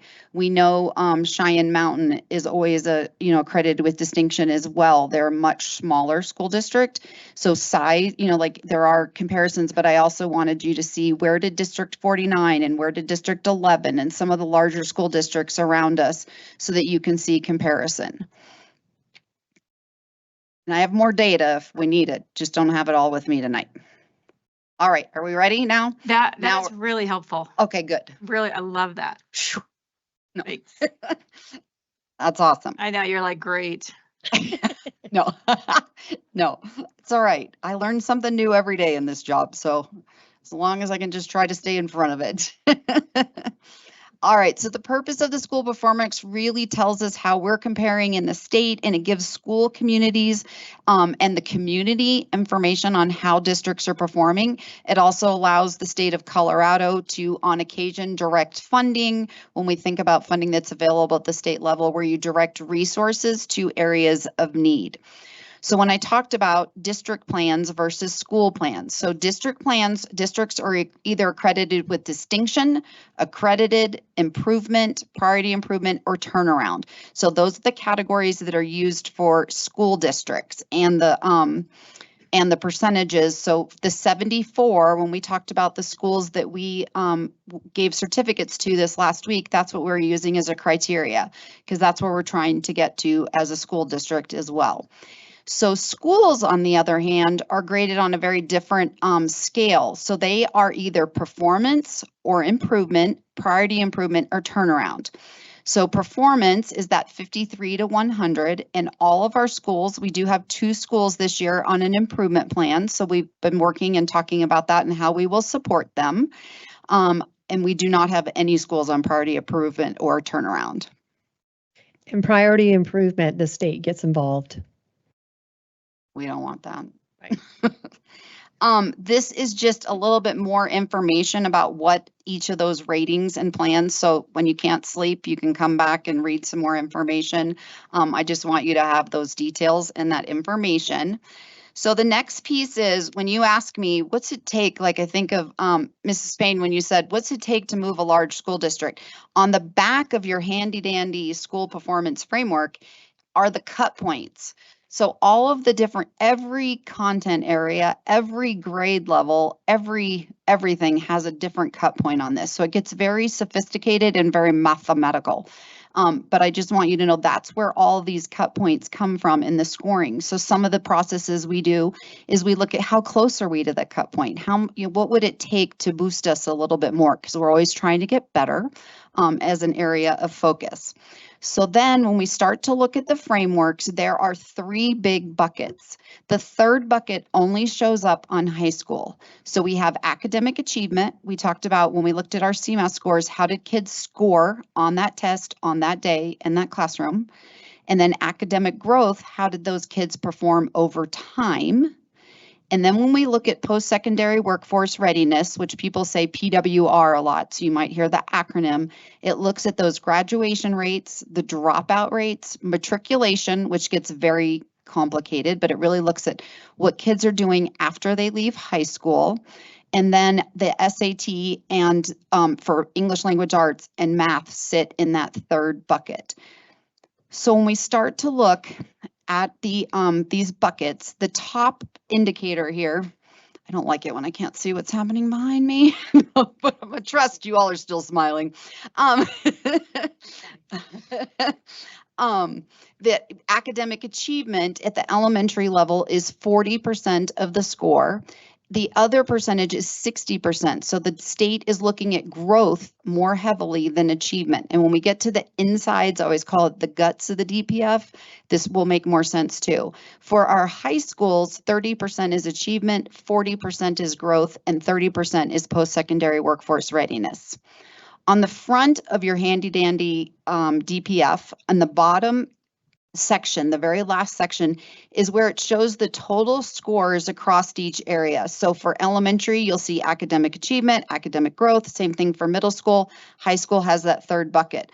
On the bottom right-hand corner, you will see that overall our elementaries were accredited and our middle schools and high schools had a distinction. So we know that there's some things we may want to look at our elementaries. They are still doing great. Like, we are not in a bad place, but there's always areas to improve and do better. What's Jeremy's? You know better, do better. What was Jeremy's quote the other day? Sorry, it was good. With Mrs. Shea, it was like, what was it? If we know better or get better, be better. Getting better. I was actually made that note. It was getting better I know. to get better. Getting better. It's a really better, good getting quote. Better. Something like that. It was really good. Sorry, it was a good, I was like, yes, cheerleader moment. It was the attitude of knowing, how to continually improve yourself. That we are doing a lot of things really well, but how can we continue to improve? 100%. So as Ginger shared, we have been accredited with distinction for 17 years. So we are super excited about that. And our total score went up this year. So that is helpful as well. So then remember, each school got their frameworks that look just a little bit different. So you'll see that they have a performance rating, and then they will have the 2 or the 3 big buckets: academic achievement, academic growth, and then if it's a high school, they'll have PWR on the front of that and their rating. So now we've looked so this is the front, the very first page of the DPF that you're holding in your hands. It has our total score. The right-hand side that looks kind of like a thermometer are the percentages for scoring. So it's just the indicators so that we would know where we would need to score for each rating and plan. So on the front of the DPF, you can see that in academic achievement as a whole district, we are meeting. In academic growth, we are meeting. And in post-secondary workforce readiness, we are meeting. About halfway down the page, you see those participation rates that I shared with you earlier, just giving you a little lay of the land. Then we're going to turn the page and we're going to look at elementary. So in the top right corner in very light gray letters is always the grade level you're looking at. So if you get a little lost and you're like, what grade am I on?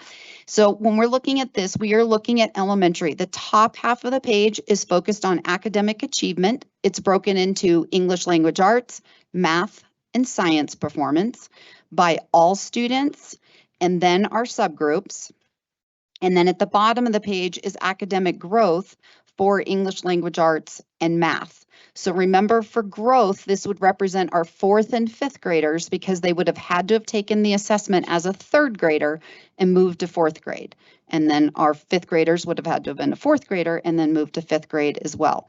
So one of the things I want you to take a look at is during academic achievement, one area, so we would be looking at yellows and reds are more concerning.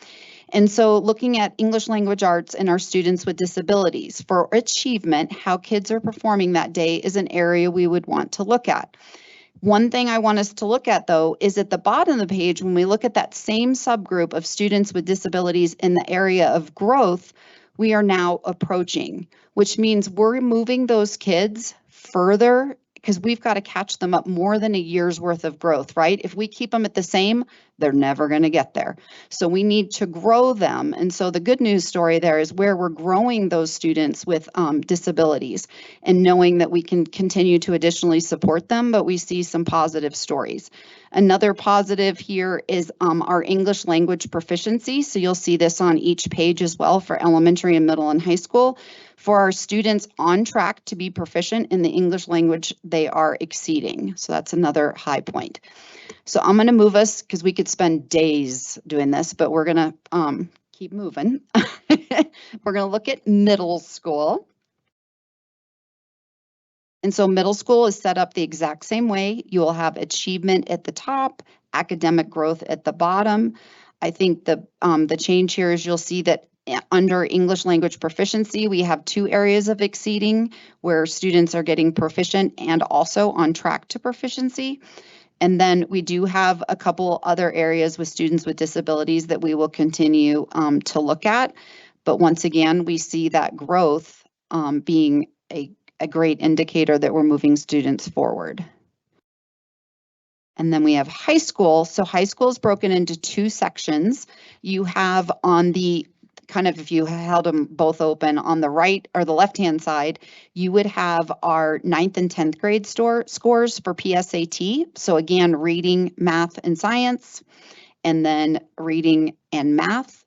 The second page of high school then is that post-secondary workforce readiness. Remember, we talked about that that's a third bucket for our high schools. So they keep SAT on that side because that's all of our 11th grade students taking that assessment. And then we look at our dropout rates, our matriculation rates, and our graduation rate. I will tell you our matriculation, that is a huge data set, and Miss Tate and her team work on that for us every spring. And so I know that's a painstaking, we're grateful for the work that they do to help us track our students and learn what they're doing after they move on from graduation. And then you can see that our graduation rate is at a level of exceeds. So one other just point of interest, if on the right-hand side, you see the color bands, right? You see exceeds or meets or whatever we're at. Just one section to the left of that, you can see the points earned. So each one of these categories, when we looked at that sheet of all the cut points, are represented by these tiny numbers here. So when we look at reading and writing going across the top, we see that there's 4 points possible. We exceeded in that SAT category, so we earned 4 points. But then going down, you can see the subgroups then have a potential of earning 1 point, or the dropout rate is worth 8 points and the graduation rate is worth 8 points. So it's a whole mathematical equation when you start looking deeper. To go to Mrs. Payne's question again about how you, right? Like there's just a lot that goes into it. And so let's see, what else was I going to share with you? Share that at all? No, because Okay. it's represented up above, but we could if. Yeah. No. So looking ahead, what do we do with this information as we've continued to share that we are looking for areas of strength and growth that we can work on, especially targeting our subgroups. We do have visualizations that help us get to the teacher level. So we're able to see more about our schools and our teachers, thanks to Zach and his team and IT. That's a huge partnership between assessment and all of the departments working to get those visualizations to help our staff get even more granular in the data. It's a continued collaboration with our schools, our teachers, the learning services team, and our instructional leadership model. And then this is part of our continuous improvement process or model for the state of Colorado, also for our district. So that unified improvement plan piece is a piece that I'm leading right now with our schools. And so every other year, schools submit a unified improvement plan. So we're in the process of developing those based on the data that was represented in their frameworks. I think that's it. Mrs. Patterson, not a question, but you kind of breezed over saying that we did increase our percentage on the district framework, but I think it was 3 percentage points, right? Wasn't it It was 74 7 something yes. last year? So, I mean, like, 3% hold on. points. Everybody thinks I can memorize. We went from a 77, so it's 77 to a 77.4. Oh, really? I thought it was 74 last year for some reason. No, 74 is That what was we're trying 2 to years make. ago. Okay. So yes, so on your handy, Yeah. this one, it shows the overtime. Okay. I But- knew But that's it'd okay. be We in still there, went but up, so that's good news. but anyway, phenomenal. Okay, we'll go because back to that. 26,000 students. 77.4. Thank you. Mm-hmm.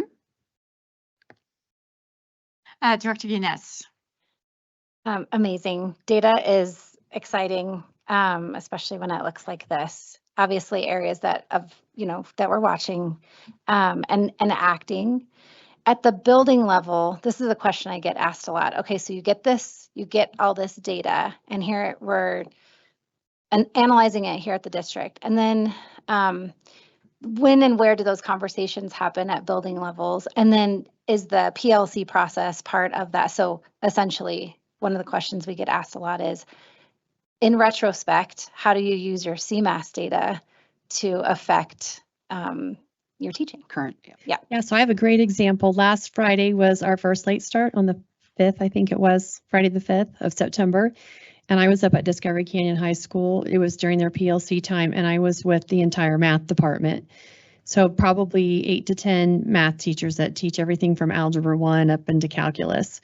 And actually the principal was there as well, and one of their deans, and they were doing a deep dive on their PSAT data specifically because they were interested in their 9th grade data. They had really high achievement, but their growth was not great. And so they were engaging in a root cause analysis around why they felt that their achievement was high and their growth was low. And so these kinds of conversations lead to, are we teaching priority standards? Are we using best instructional practices? Is there enough rigor in our classes? You know, because they come out of the middle school, out of DCC middle school, very high performing.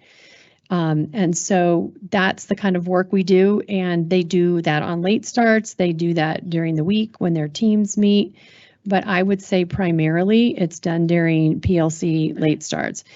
I know there was conversation when I was with the math teachers at Discovery Canyon last Friday about wanting to get together with the 8th grade team as well to do some vertical articulation, which would really help them. And I think even just watching each other teach would be very beneficial. And one other piece I would add is when we think about that balanced assessment system that I started with, we just finished our map growth windows. So just today, IT is working on getting that uploaded. So then that's what we use to help us monitor how are kids doing now that are sitting, because we have new students that, didn't take the assessment last spring. So how do we continue to have data and information in front of us? And then that's where the common formative assessments, when our schools are building, and they're looking at data constantly too. I have one other question that you reminded me of. Oh, sorry. A couple of years ago, I don't remember how many years it's been. Oh my gosh, it's probably been 5 years. I don't even know. It feels like yesterday. But we adopted an map growth. Uh-huh. And at that time, the vendor said, oh, was it 5 years ago? Mm-hmm. Time flies. Okay, now at this point, the progress monitoring tool that yes, was very originally correct. Yes. Was originally part of the package. Yep. Was no longer. They were no longer. They were offering sunsetting it. It was sunsetting. Yes, it was traumatic. It was. Are there any conversations around that assessment in particular? Keeping it. I mean, I would assume that. So map growth right now is our benchmarking tool, but last year we added IXL. So from the strategic plan, there was a request to go out and look for a progress monitoring tool specifically for math. And so IXL is a progress monitoring tool, but it has a lot of other components to it. So this is we're just going into our 2nd year. We were able to purchase for ELA and math, kindergarten through 10th grade the first year, but because our teachers asked for more, this year we added 11th grade. And then we do have some seniors, like seniors that are on an IEP, seniors that are on an English language learner plan. So we have some exceptions to that as well, so that we're monitoring those 12th grade students in certain areas. So we now have that tool K11 that will serve as a diagnostic as well as a progress monitoring tool. And then it has a lot of capabilities to build common formative assessments that already have question banks in there based on the Colorado academic standards. It aligns to the CMAS test, PSAT, SAT, and then I have yet to hear from a school. Now tomorrow I will, because I just said that out loud, but it has a curriculum component as well that they can tie to the curriculum that they're using to teach those standards. And so they have different ways to utilize that. So I think there's great potential in IXL. My team is getting more and more sophisticated at going out and helping our schools, and as we continue to partner with the vendor. So Thank you. Just one last thought, and it just from sitting here looking at the Christmas tree, yeah, I'm with you. if you will. I just feel like there's some element of sustainability or lack thereof in it. I mean, if you look at some of these, my favorite school to talk about last year was Antelope Trails, right? And the ups and downs. And if you go back all the way from 2016, I mean, you just see that, like, we have large growth, and then we have, I mean, it's like me dancing, two steps forward, one step back, or whatever. And so maybe that's something that we need to look at too, is how to, we're figuring out how to make improvements. Maybe the next thing to try to figure out is how do we sustain those improvements? So there's not this, and I know there's a lot of factors that go into stuff, if teachers leave or whatever, like there's so many variables, but maybe that's something that we can drive to look at too, is how do we sustain our improvements? Absolutely. And one thing to think about is when you look at the guts inside here at the district, we have enough kids that fit in all these categories, but sometimes there's N sizes, they call it. So they either have to be 20 for growth or 16 for achievement. And if we don't have enough of those, like if a school did not have, and that happens quite often because our elementaries are not as large, so then they'll lose some of the populations. So the important part, I agree with you 100%. And I can tell you, Jeremy's been running data to, keep us going all day long.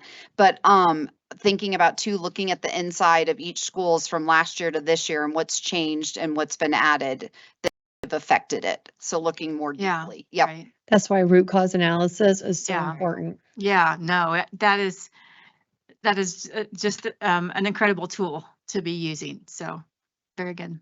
Okay. I think you can get up.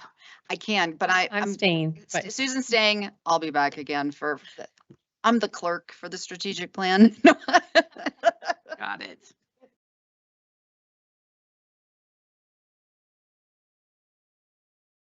Okay, so that brings us to our next, right? Our end of year strategic plan update. Right. And people might be like, why are you doing an end of year from last school year in October?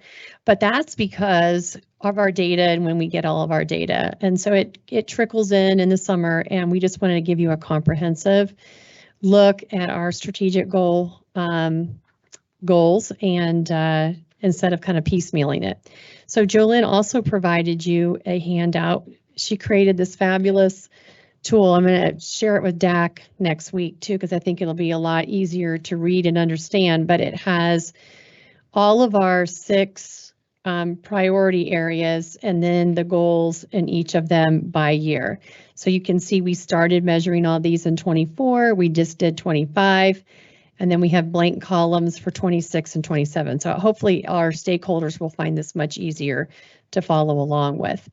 So just to remind you, this is the fabulous strategic plan team, and all of them are here this evening to answer any questions you have. Our mission, you all know our mission,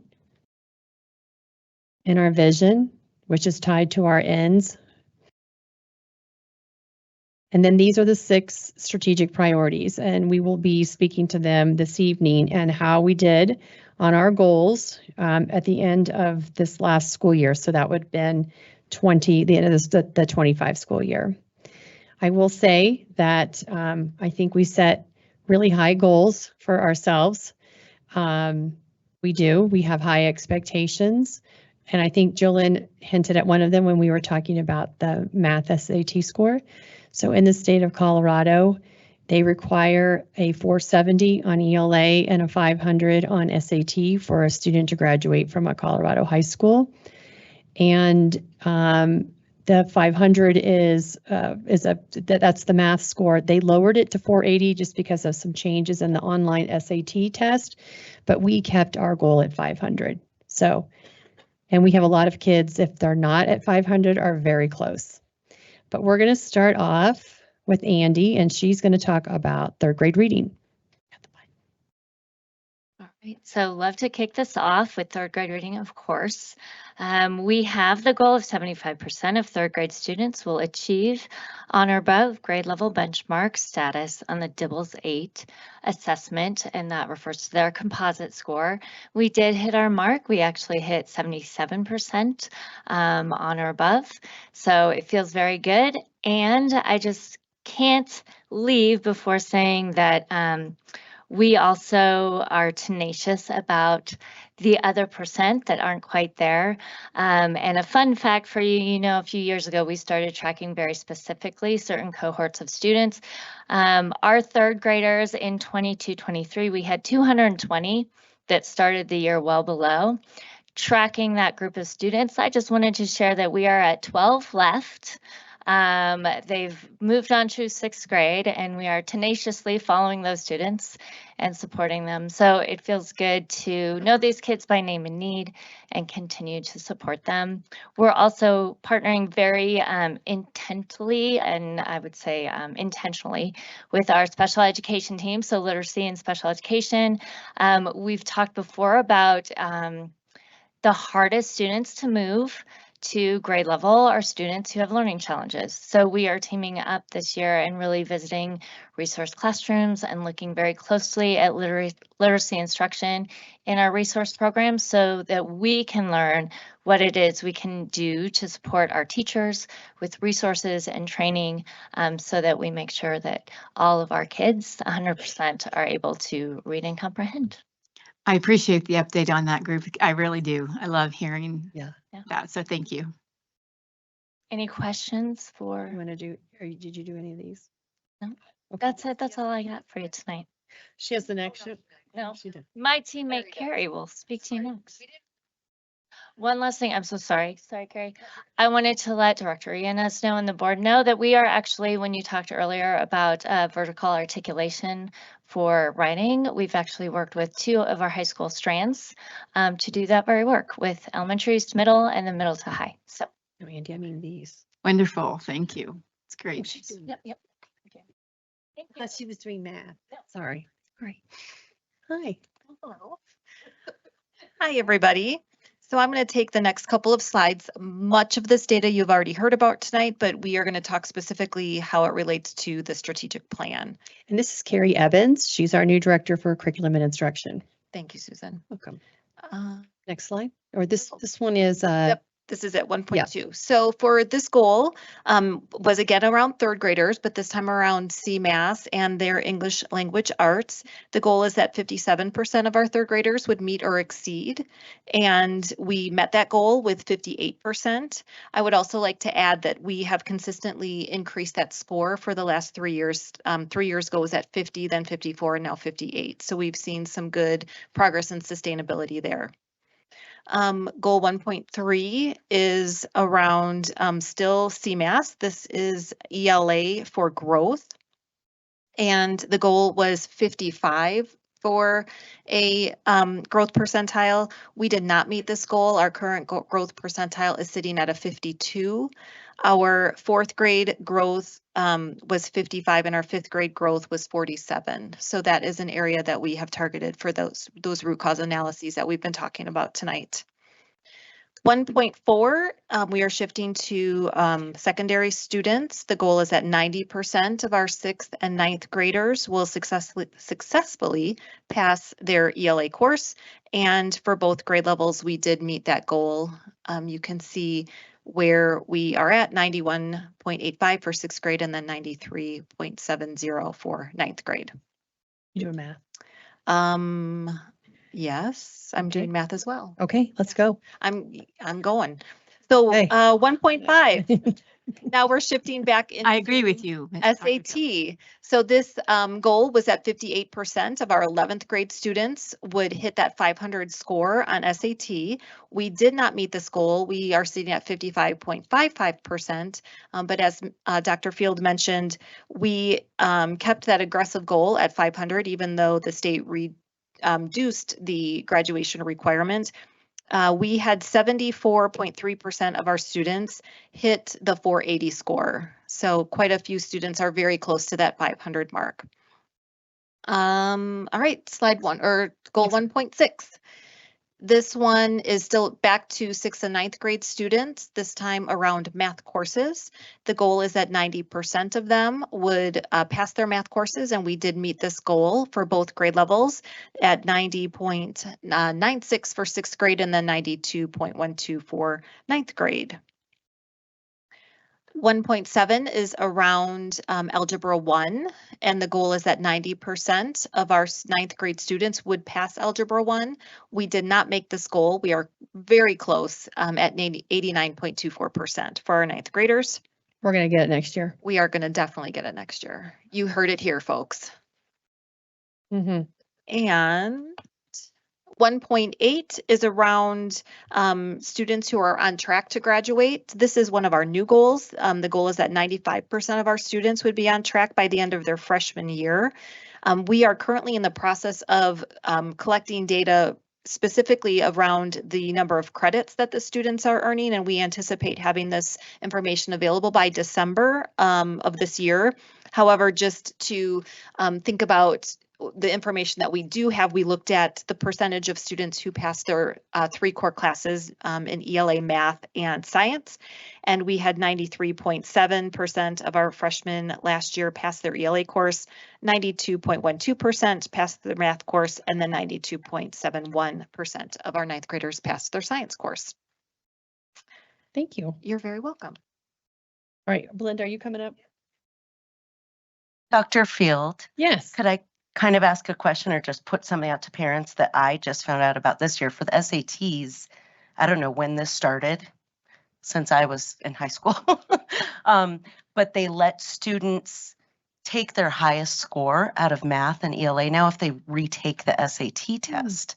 So like my daughter got a blah, blah, blah, but if she wants to try to get higher, if she gets higher in math and lower in, English, on her second SAT, they'll take the highest score of each. That's awesome. So, right, is this accurate?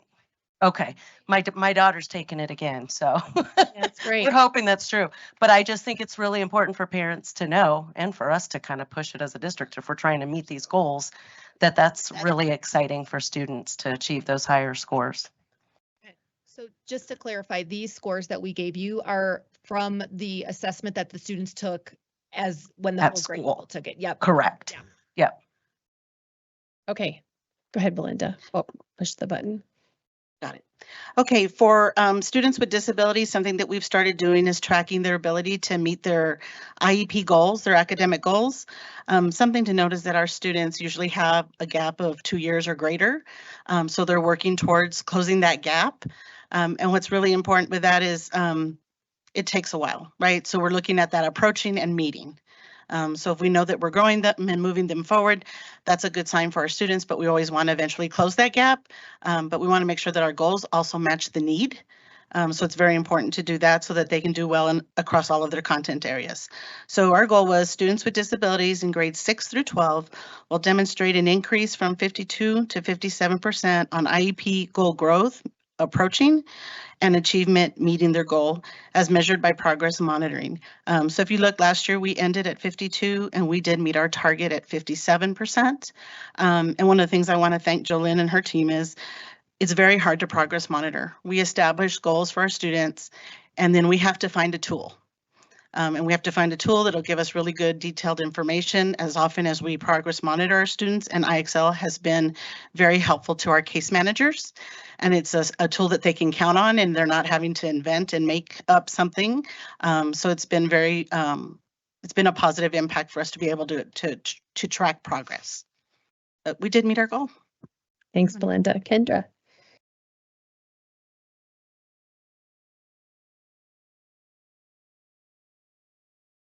Thank you.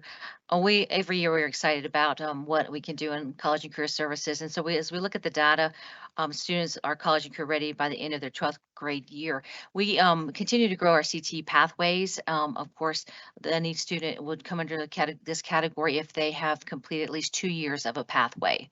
And you would actually be, as long as it's somewhere within their 4-year career in our district.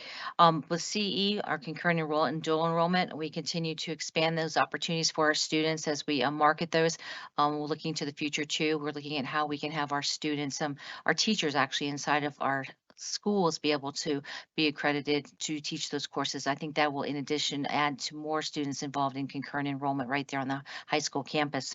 Work-based learning, outstanding work-based learning coordinator that we have, and I'm excited too, as Ginger has talked about, the D20 Navigator and the opportunities to offer inside the D20 Navigator to put those internships and work opportunities there so students have easy access to them and being able to see what is readily available within basically a radius of D20, because sometimes in the past opportunities have been too far outside of our district and just not actually realistic enough for our students to be able to get to those opportunities, along with competing against all the other districts inside of our community. So the D20 Navigator, I believe, is, and I know is going to be an actual addition that's going to move those numbers even more. Industry certifications, they continue to grow. As I arrived here 4 years ago, I think we were at like 270 industry certifications, and just this past year we reported 651 industry certifications by our students. So as more and more teachers realize the opportunities that are out there for industry certifications and build those into their classroom and the curriculum, that is just a continued untapped resource that we're just going to continue to maximize. AP and IB, a growth there also. Of course, students who earned a high enough score with AP it would be 2 and with IB it would be 4 to make to actually count for the CDE's graduation requirement. That's where those numbers come from. So as you can see, we continue to grow in those areas also. Looking at the actual bottom number, the total college and prepared percentage, again, growth, that is really looking at any student who just appeared one time inside any of those 4 categories, being the work-based learning, the concurrent enrollment, CTE pathway, and industry certification. So again, what we do inside of our department, I think, is just, as my predecessor used to always say, added value, because it's just so much relevant to the industry workforce. And I think our continued growth with our industry partners too will just continue to maximize that. Last piece real quick here is the ICAP. We did not meet our goal in that. Last year was a transition from Naviance to our new D20 platform. And there's a little bit of a learning curve on that to understand it. But we've had all our counselors trained on the D20 Navigator. We've actually have our principals trained. Every person, it seems like inside our district, our goal is to have them become familiar with the D20 Navigator. And that's will help us, our students, be able to tap inside of that and be able to move it. It's a very user-friendly platform. So we continue to see success in it as students, as Ginger talked about. We had our students inside of one of the engagement groups, and it was a really positive experience for them. So I'm really optimistic about that. I know that number's going to go up. Thanks, Kendra. Oh, yeah, I'm go ahead. sorry, Ms. Khan, Pete. go ahead. I understand it was a transition year for sure. And you alluded to the fact that it sounds like the counselors with the principals being kind of backing them up. Is there a set plan at every single school that the counselor meets with every single student and conducts this? How does that manifest for every student participating?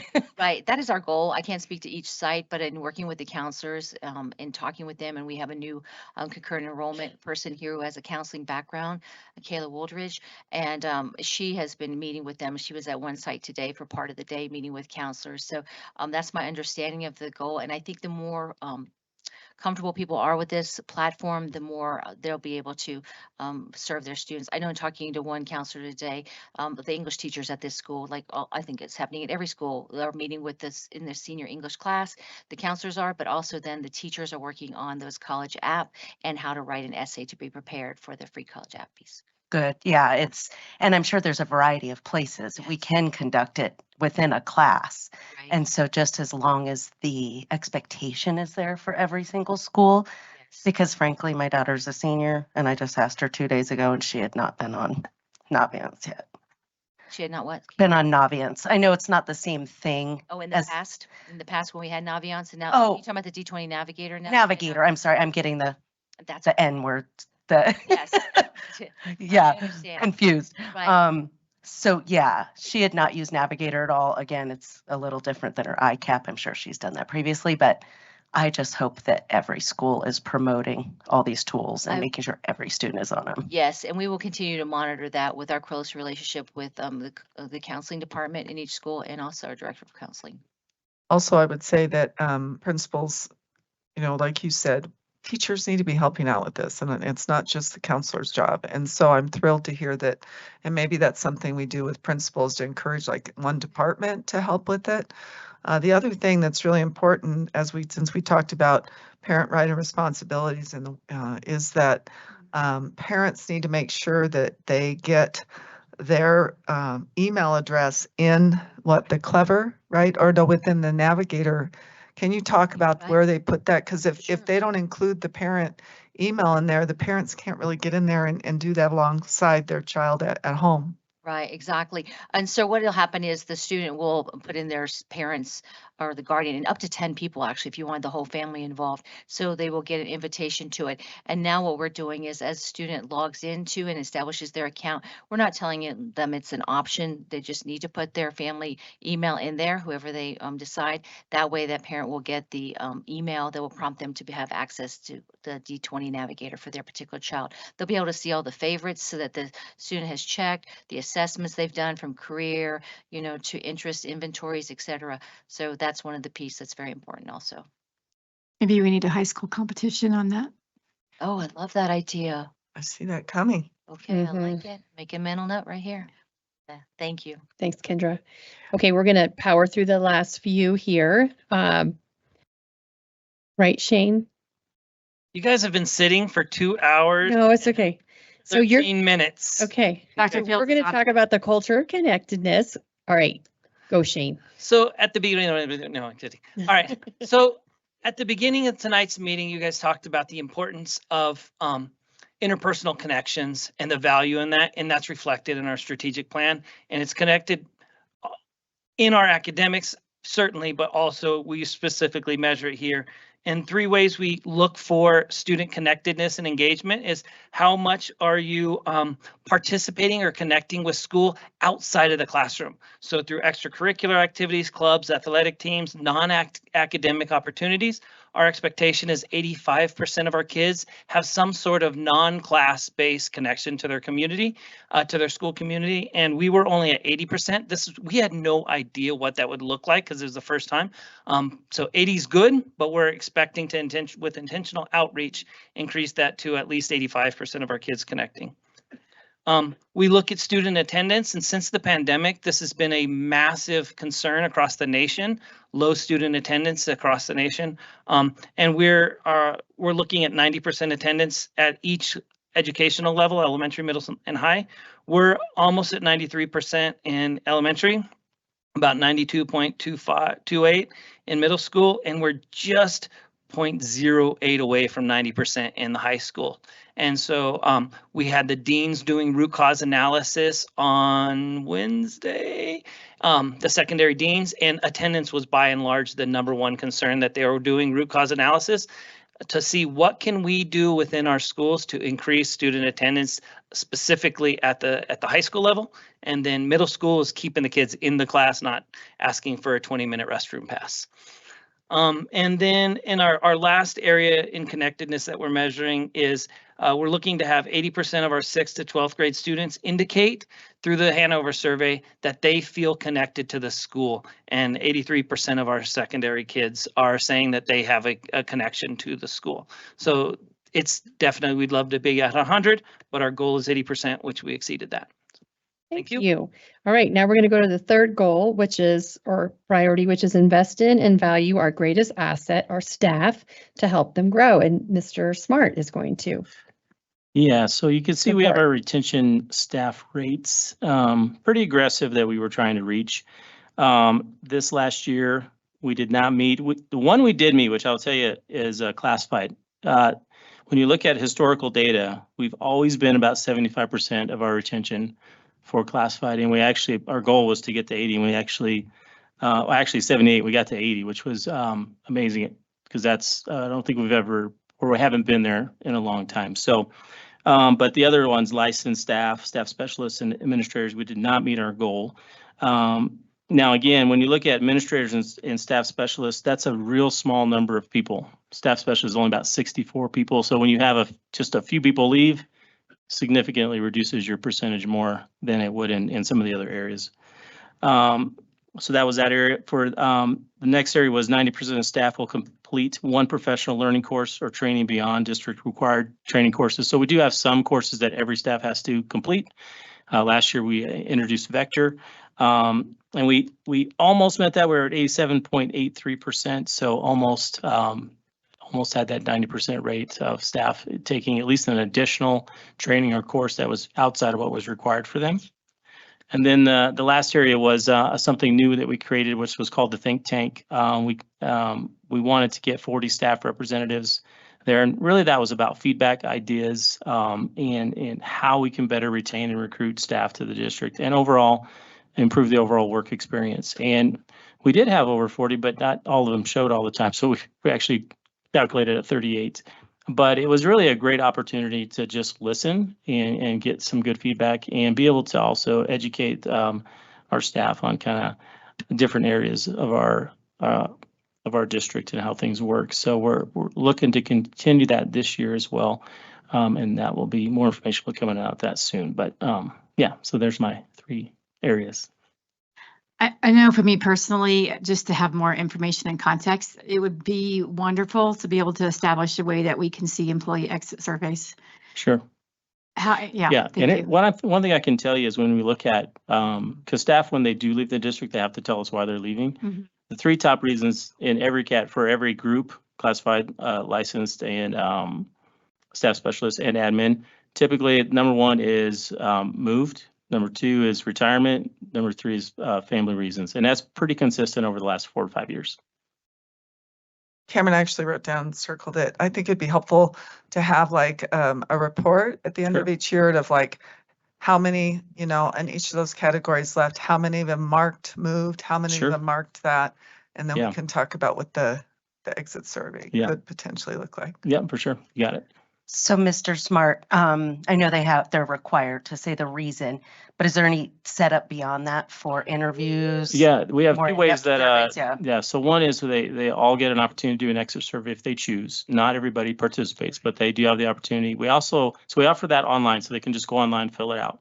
We also offer in person. So if somebody says, I'd really like to talk to someone, we have staff at our office that will meet with them personally and take that information. And is that gets shared option disseminated to every person who's leaving, to every staff member? They know that for sure. Yeah. Mm-hmm. That it's an option. They can okay. choose. Thank you. So if I could just add, I know that when we're looking at exit interviews, people want to know who's getting that information, and if there's a protected way of reporting why they're actually leaving. Who gets the information? Is there any classified? Is it confidential or protected? This comes to me. I mean, when they complete like an in-person exit survey, is that what you're asking? Yeah, is there, I know that the other ones are anonymous. So when somebody does an exit survey online, it's anonymous. So we don't know who it is, but it'll have all the categories that they can answer questions. If it's in person, obviously we're going to know who that is, but that's not shared with very few people. But you're the only one that gets that information? I get that initially. Then I might meet with, if it's from a particular school site, I might meet with a PSSG to discuss that with them. To then disseminate that to the principal if need be. Is there a way we could see what questions are asked? Sure, I can get you that information. Yeah. Okay. The 4th section is around use effective and transparent communication to build trust. So Mark Belcher will share. Rolling right into communication and trust. We have 4 goals, and spoiler alert, they were met. Our first goal was around media coverage, making sure that the media coverage that's out there is at least factual, hopefully positive and factual. We only monitored about 2% of that coverage being negative, so a good success story there.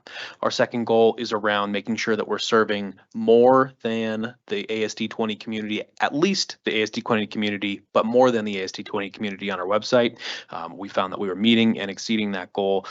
We find that a lot of folks out there are actually referencing our website as a website to copy from. So we found some interesting statistics as we were monitoring that throughout the year. Our third goal was around ensuring that we're fostering an informational and uplifting social media environment, making sure we're serving our families as they're online. We found that we were growing in that capacity, exceeding 5% growth. And then finally, our fourth area was promoting parent engagement. We focused this year on Parent Square, and we'll determine if we want to continue to focus on that moving forward. I think we probably will, but we found that we exceeded the goal of getting folks to download the app in the first year by quite a lot. If we continue with this goal, we'll increase that quite a lot as well. So that's it for communication. Thank you. All right, Becky, resource optimization. All right, so our main two goals in this area are related to the Public Schools on Military Installations projects. The first one speaks to Douglas Valley, the PK8. Our design proposal has already been approved and we are getting close. This fall is our estimation of the construction proposal being submitted. With respect to Air Academy High School, I'll actually provide more information of this when I get to the decision items section. But what we are doing a little differently is this is going to be a combined design construction proposal. So it's a little different than the one for Douglas Valley, and we anticipate that being submitted in the spring. Thank you. And then finally, Jolene's going to bring us home with community partnerships. So this is an area that the superintendent has been working on building that roundtable relationship, and she participates 4 times a year in this community activity. And then I just want to say thank you to all the individuals that have helped. I jokingly said I'm the clerk, which is literally what I am. But all of you guys that collaborate and build the strategic plan and do the work behind the scenes, I think this is a huge, so thank you to all of you. I don't know. I got all the kids here. You did really well. Do you all have any other questions for us this evening? I don't believe so. Thank you all so very much. All right, rolling on into C, overview of the portable buildings in District 20. Oh, happy birthday. Happy birthday, Andy. Thank you. Sorry.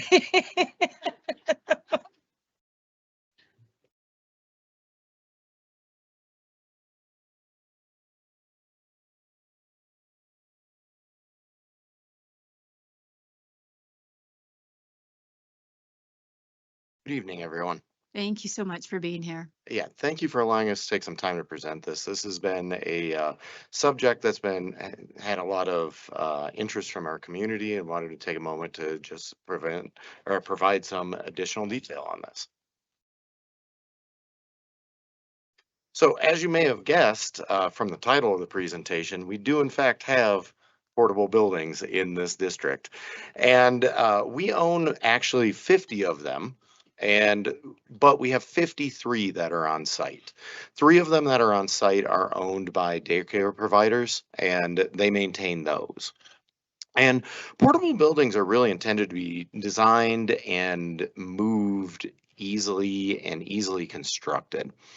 Now, I do want to take a moment here and just address a point of vocabulary. Some people refer to these as modular buildings, and they're not really truly modulars. These are portable buildings. Modulars are built in a factory, pieces of which are then shipped to site and then assembled on site. We use portable buildings, which are fully constructed off-site. They utilize 2x6 construction, which is very comparable to a residential home. And portables are not intended to be permanent structures, and as such, we do not install them on foundation systems. We actually install them using a stand system with some skirting around the bottom, and they're elevated up above the ground. And so they have no actual direct ground contact because of that. Now, portables typically have a lifespan of around 20 years, but with proper maintenance and capital investment, that lifespan can be significantly extended over a much longer period of time. And finally, these portables are much faster and easier to permit and install than permanent building additions, and they allow for much more flexible space at a much more reasonable price. Just so you have some context on the pricing, you know, when we install a new portable, we have two different types of portables. One, we refer to them as dry and wet portables. Wet portables simply have plumbing in them, and dry portables do not. Dry portables, the total price to install one is somewhere around the $500,000 range, whereas wet portables are north of $600,000 each. Now, comparing that to the price to install a permanent addition onto a building, a very low-end estimate of that would be about 1.3 million for the same comparable square footage.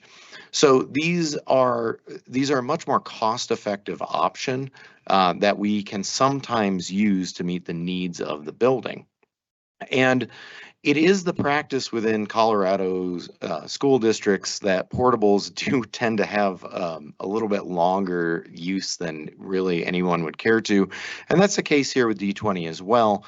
And it's really linked to resource availability. Just because of the high price of installing the permanent additions.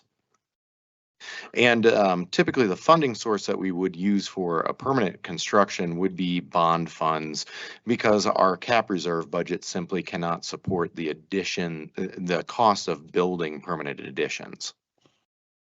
And while we use these buildings, it is important to note as well that we do not have any buildings that, when we look at the portables capacity along with the permanent construction as well, we don't have any buildings that exceed our architectural capacity limits. Now, mechanical systems we refer to as things like plumbing, heating, and other systems in the buildings. And depending on the age of the portable and the type of the portable, these mechanical systems can vary quite a bit across the board. But all units do have HVAC systems that include heating and cooling. As I mentioned, plumbing is not present in all units, but when it is installed, each of the portables do have 2 bathrooms. You see a sample of what one of those bathrooms would look like, along with another picture up here of some of a conference room that shows how some of the space is actually used in these buildings. Now, we have 24 wet portables and 26 dry portables as well. So we looked at how these portables were used, and we felt the best way to break this up is who's in them and how long in the day are they in them. And so 23 of the portables that we have are used for students more than half of the day. 13 portables are used by students less than half of the day, and 14 of these portables are not used by students at all. They're used as offices and storage and things like that. Now, for the portables that do have students in them for the full day, some of those are grade level classrooms where it's the same student that's in the portable for the entire duration of the day when they're not in there for specials or exploratories. And the rest of them are not in there the full day. So could be rotating through for a high school English or history class, or it could be that a portable is being used as reading support or some other means to educate our kids, but they're just not in there the whole time. Now, we wanted to talk a little bit about maintenance and capital investment as well. And for that, I'm going to hand things over to our Director for Facilities, Michael Redmond. So for the maintenance for the portables, we prioritize them the same as we do the permanent buildings. For work that we do with them, we have two types of work orders. We have preventative work orders where we go in and support more proactive efforts to maintain the structure and the mechanical systems and try to get things before big problems arise. Some of those examples would be with our HVAC system, going in and switching out filters, looking at belts, or not the belts, side note on that one. Oh yeah, belts, hoses, the lubrications and bearings that we go through and look at that. We would also do preventative maintenance on the roofs, which we look at anything from inspecting the flashing, the condition of the shingles, looking at, are we getting runoff from the material of the shingles coming down? Matter of fact, we're in the process of starting that up. Began this week on doing that. We have moved it up in response a lot to the rain that we've been having, and going through and checking all of our portables as we're going through. You do have our repair work orders that are submitted and evaluated, and then we kind of go through and determine what the needs are and assign a priority based on the safety and impact and cost of what we have to do. And that repair work order might be something for broken window, door is dragging, anything that just kind of comes up through the day-to-day use of the portable. Cap reserve funds are used and also utilized for the building upgrades. For example, we'd use cap reserve for roof replacements. And we do have cap that we use for replacing the wood decks on the portables to the metal decks that you start seeing more on the portables. As we go through, all work that's done on the portables is documented through our work order system. And practice has been over the years that when we do that, the portables have been included as a part of the bigger building, the bigger complex. Because of and wanting to have kind of the historical record keeping and kind of continuity with any staff that might be changing, we are going to adjust that and change the records for that moving forward. So it reflects, here's work that's just done on the portables. So it's easier to track and see. So we often get questions regarding indoor air quality, and I'm going to attempt to explain this without burying everyone in a lot of technical references and regulatory references here. So the state, federal, local authorities have a lot of rules that govern how we handle our indoor air quality. And we're actually pretty lucky because the state compiles all of these rules and regulations into a single document called 6 CCR 1010-6, which is the rules and regulations governing schools. This is a very comprehensive document that tackles really just about everything that we would want for operational guidance for the schools. And what it really comes down to is this: the state requires us to ensure safe and healthy indoor air quality for all school buildings and doesn't differentiate between portables and our permanent structures.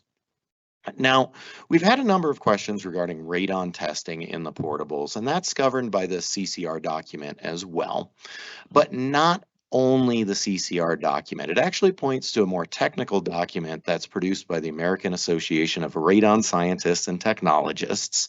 That's the Protocol for Conducting Measurements of Radon and Radon Decay Products in Schools and Large Buildings. Now, in the CCR document, it points to a 2015 standard.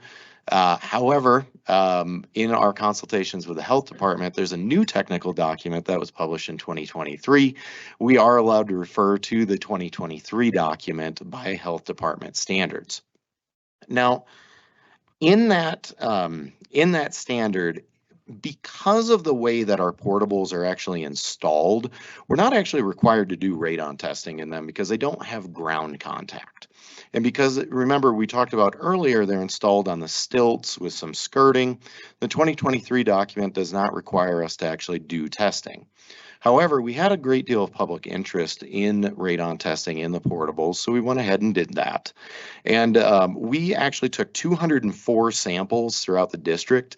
The radon testing protocols established by AARST set a procedure that you would use to do those testings to create some redundancy in the testing to make sure that you've got really good results. Now, for us, every single one of our portables tested far, far below any actionable level by the EPA. And they actually tested way below the level where you'd actually have to go out and do any kind of additional investigation. And what it really came down to is most of the portables were at or below the detection threshold of the test. So they can't say, now you don't have any because there is a threshold where the test will actually show a result. But we were at or below the threshold of that test for the vast majority of the portables in use.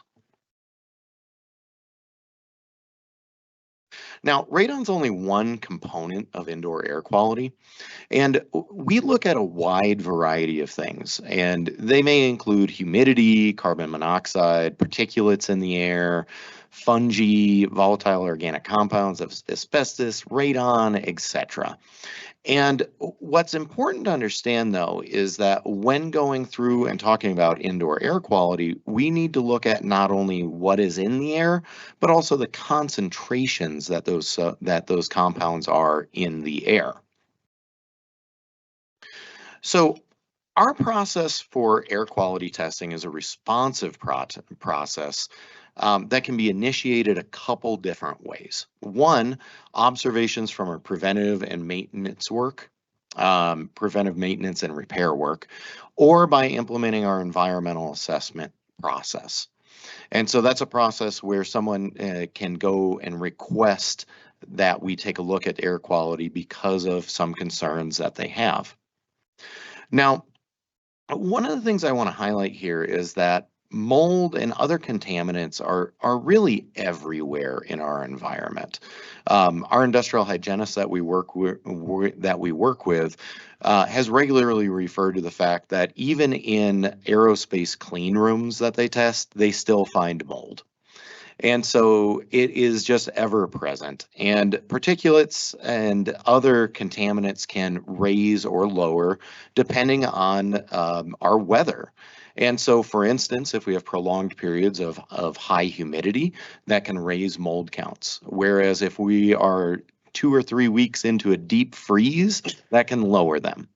Likewise, if there's a wildfire, particulates will go up. And but if it rains for a number of days, those particulate counts in the air may drop. And so our air testing process, really the way it works is it's initiated by some type of request. We review those issues with building leadership. We do a mechanical inspection of our buildings. And then depending on what we've seen there, we may go out and get some air testing done. And when we do, air quality testing is always completed by an independent qualified third party. We do not have the capacity to do that internally. We work with an industrial hygienist who we share all of the concerns that have been brought to us, all of the investigations that we have done to date, and we review the mechanical systems of the building and various other aspects that would be relevant to that air testing. And then they tell us how the testing is to be done. And so we work very closely with them to get those results back, and then we either have no further action is required or maybe action is required. If action is required, it's possible that we could have remediation or abatement that is done. Now, again, a little bit of vocabulary here. Remediation is generally taken when there is not a specific identified source of mold in a structure or a specific source of a problem. Whereas abatement occurs when there is a specific identified source. So, for instance, if they were to find a mold source that was actively growing, or maybe just wasn't growing but was there, that would require abatement. Whereas if we go in and just clean the space, that would be remediation. Now, based on what is found and the actions that are taken, we may or may not need to do a second set of air sampling. And no matter what happens, we do share those results with the relevant parties, because it is very important for us to make sure that people that have a concern have the information in front of them. And so there has been a lot of community interest with mold and radon testing in these, and it's particularly at Chinook Trail Elementary School recently, there's been some great interest in that. We've worked with the health department to review those results and ensure that everything that we have meets or exceeds any standards that were there. In fact, Ms. Allen had some direct interaction with the health department that may be helpful for her to share. I'll just give an example. Certainly, we had inquiries regarding two aspects. One started with the fourth grade portables. And to put some context, when Mr. Ristig talked about students in a portable for the day, this was those group of portables. And actually, we had communication with the health department at that point. The concern had been also shared with them. So I'm glad they reached out to us and they shared that. We were able to work with them. We sent them the results. When we first talked with them, they said they'd be there later that day. Once we sent the results, they said there was no need for an inspection. And then we did have, out of an abundance of caution, we went ahead and tested the two other portables at Chinook Trail Elementary School. One houses the Mandarin Chinese language instruction. The other is the ESL and resource portable. And that one returned one mold spore. And it would be classified as black mold, one mold spore. Although no source was identified, we went ahead, not only did we do remediation for that according to the recommendations of the report, but we proactively reached out to the health department because we want to partner with them. We have not a single thing to hide. And so we wanted to make sure that we were not missing anything. When I spoke with her, she's Meredith Lockwood. She's the Environmental Health Division Manager for the county. We went ahead and explained that we had the one spore, what our plan was for remediation, and that we wanted to retest. And she said to me, and I asked, can I quote you on this? Because I think it's important that you have confidence in our procedures and our diligence. She said, quote, you have, quote, gone above and beyond, end quote. She also says the work you've done is, quote, well above regulations. And so I share that information just so that you know, if we do find something that's problematic, we certainly want to address it as soon as possible. And we want to go the extra mile and make sure after they reached out to us based on a community concern, we then view them as a partner, and we want to make sure that they know what happened in our world and that they were giving us the thumbs up that our process to move forward was solid and well-founded.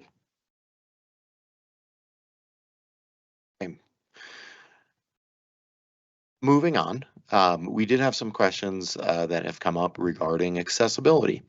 As we've mentioned before previously, these are raised structures, so we have to have an accessible path of travel in order to get into those structures. And so we use a ramp system on all of our portables in order to access those. Historically, those ramps were wood. They don't last a super long time, and so we've been replacing those with metal ramps. And we've gotten 36 of those done.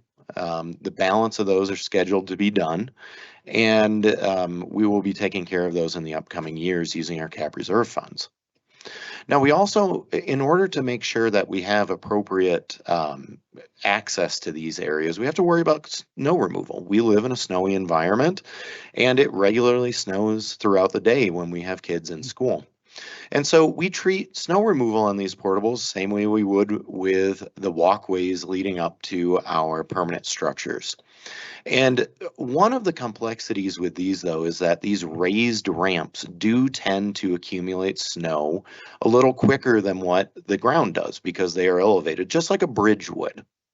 And so we have a lot of hand shoveling that we do on these. A specific complication that we have, though, is the fact that the metal ramps tend to react negatively with the ice melt that we use. Same reason why we can't use a ton of ice melt on our district stadium benches. It will cause them to degrade at an accelerated rate. And so there's a lot of elbow grease that's put into keeping these clean throughout the day. And credit to that goes to our custodial staff at the sites. They work hard throughout the day to make sure that these portables remain accessible, and they can call our facilities team in order to get extra help when needed. Now, the next set of questions that we've had regarding portables has really dealt around safety procedures. And so for that, I've brought our Director for Security, Mr. Rich Payne, up to address those. So thank you for having us do this presentation tonight. This is very important that we get the message out to everybody of we treat portables just as an extension of the building, and we do the same type of protocols and safety procedures inside of a portable that we do in a normal site in any of our normal buildings that are brick and mortar. We use a multi-layered approach strategy that focuses on safety and security efforts, 3 key areas: physical, informational, and procedural safeguards. Which that means is that the safety is going to be consistent throughout the district. Our procedures in safety and security is all of our sites when we conduct lockdown drills. It's identical at all 40 of our sites within the district. That also helps our first responders, so they know that when they show up, there's not 40 different plans of how to respond to a situation. So we have consistency. We constantly work with our law enforcement officers, our SROs. They do attend our lockdown drills, and we continue to work with them on a daily basis, as well as summertime training. When we do active gunman training in the summertime, they're invited, they participate with us, and they're working through to make sure that they see the faces, they know who we are, and that we all have the exact same strategy of when we do approach a building in any type of a situation. So the portables, they all use the same safeguards. The standard response protocol, which is used across the district, it's also used in the majority of the school districts in the state of Colorado. It was developed by the I Love You Guys Foundation and a gentleman by the name of John Michael Keys. He lost his daughter at Platte Canyon High School in a tragedy that happened several years back. And so he worked with Adams County 12 School District. This safety program and protocols were produced by educators, law enforcement, and a parent who lost a child to a tragedy. And so it's been adopted across the state and actually nationwide and also international now, this program. It's a multifaceted program and safety procedures that covers every type of situation that could happen within our building, which are all of our evacuation drills, our shelter drills, everything that we have by policy that we require every single year. To date, we have done over 500, well, not every year we do about 572 plus drills that we track. Everything's tracked. Principals are held accountable for every single drill. All these drills are done with an after action report. All this information is confidential though. The reason it's confidential, state law under CRS 2232-109.1 is the Safe Schools Act. Under that act, the legislators put in there that all safety and security components within schools are protected, and we do not have to share that information out to the public so that somebody out in the public couldn't try to get our information and try to figure out how to defeat our systems internally in the schools. So that's why that information is protected. We keep all that held, and if somebody were to do a CORE request, they get the response back that that's actually protected under CORA in the state of Colorado. So we stay up to date on all that. This is also tied into our superintendent's evaluation on an EL report, which you guys will be receiving next month. It is done in the rears, so it's done a year in past, but our goal and our focus, we have very strict guidelines in place. Drills have to be done by an certain date so that they're not missed, because the last thing we want to do is show anything. By missing one drill of over 500 something drills, it shows that our superintendent isn't in compliance with keeping kids safe in school. And I will tell you, it's my goal to make sure that we reach all those goals and that we're focusing on those things. And so when we come down to everything to do with safety and security, whether it's a portable or it's within our buildings, we're using the exact same procedures. And we make sure that everybody, I do a 1-hour live training with all staff as well. I cover everything to do with portables as well. I do the live training so that if a teacher has a question at the end of my training, I walk out to the portable, I walk out into a classroom, and I sit and I work with the teachers to show them how they're to make them successful, the location to put the kids in, and that's the goal of having myself go out. I do majority of these, I do about 40 something of these trainings a year, as well as I also do about over 40 tabletops, and all this is required by state law under the same statute of making sure that we have a crisis emergency team at every single level. At every level with that crisis emergency team, elementaries have about 8 to 10 folks on it. Middle school has about 14 to 16. High schools have up to about 22. It's mostly administrators, could be some counselors, it could be the building manager, and we go through the different drills every single year, the tabletops. Like I said, once again, this is all required by state legislation that we complete this, and then we cover a different topic every year to make sure that everybody is on the same page. We also do work hand in hand with our partners with the Air Force Academy. When we do our lockdown drills at the Air Force Academy or training in the summertime, we actually train with the security forces as well. Keep in mind, their rules of engagement are a little different than our rules of engagement, but by working together as a team and going through movements and training together, it gives everybody the understanding of what's the goal when we get called to a major situation at a school. Thank you. The last piece that we would like to talk about is building disposal, because these are not permanent structures. So we have to know how we're going to get rid of them. And we like to dispose of these at the end of their usable life for the district. Now, we have about 6 portables that have been identified right now for disposal. Mountain Ridge is currently working to get rid of their 3 portables. Challenger also has some that are storage units that we're working to get rid of as well. So of those 50, 6 of them are slated to be disposed of. However, disposal can come in a number of different ways. We could potentially sell these, we could potentially donate them, or even demolish them. Demolition, though, is a costly endeavor. It's about $20,000 per unit. It involves a permitting process, and the lack of resources can sometimes delay the demolition process. Now, we use these portables typically for a while, and when they reach the end of the usable life for us, it's oftentimes the case that they're just at the end of their usable life. So making sale or donation not always a feasible option for these structures. And so we do have some that we are slated to dispose of. Really the highest priority for disposal are those not being used for student learning space. Those that are limited to office use or storage at the moment, those are the ones, the 14 portables that we have that fall into that category really are the disposal process and are top for disposal. And we like to make these decisions as a consultative process with the sites. We do not want to just arbitrarily remove space that is valuable for these sites. And so we work with the principals, we work with the staff at the schools to determine what can be moved in and what needs to stay in these extended spaces. So thank you for your time on that. We have plenty of ability to answer questions if anyone has any.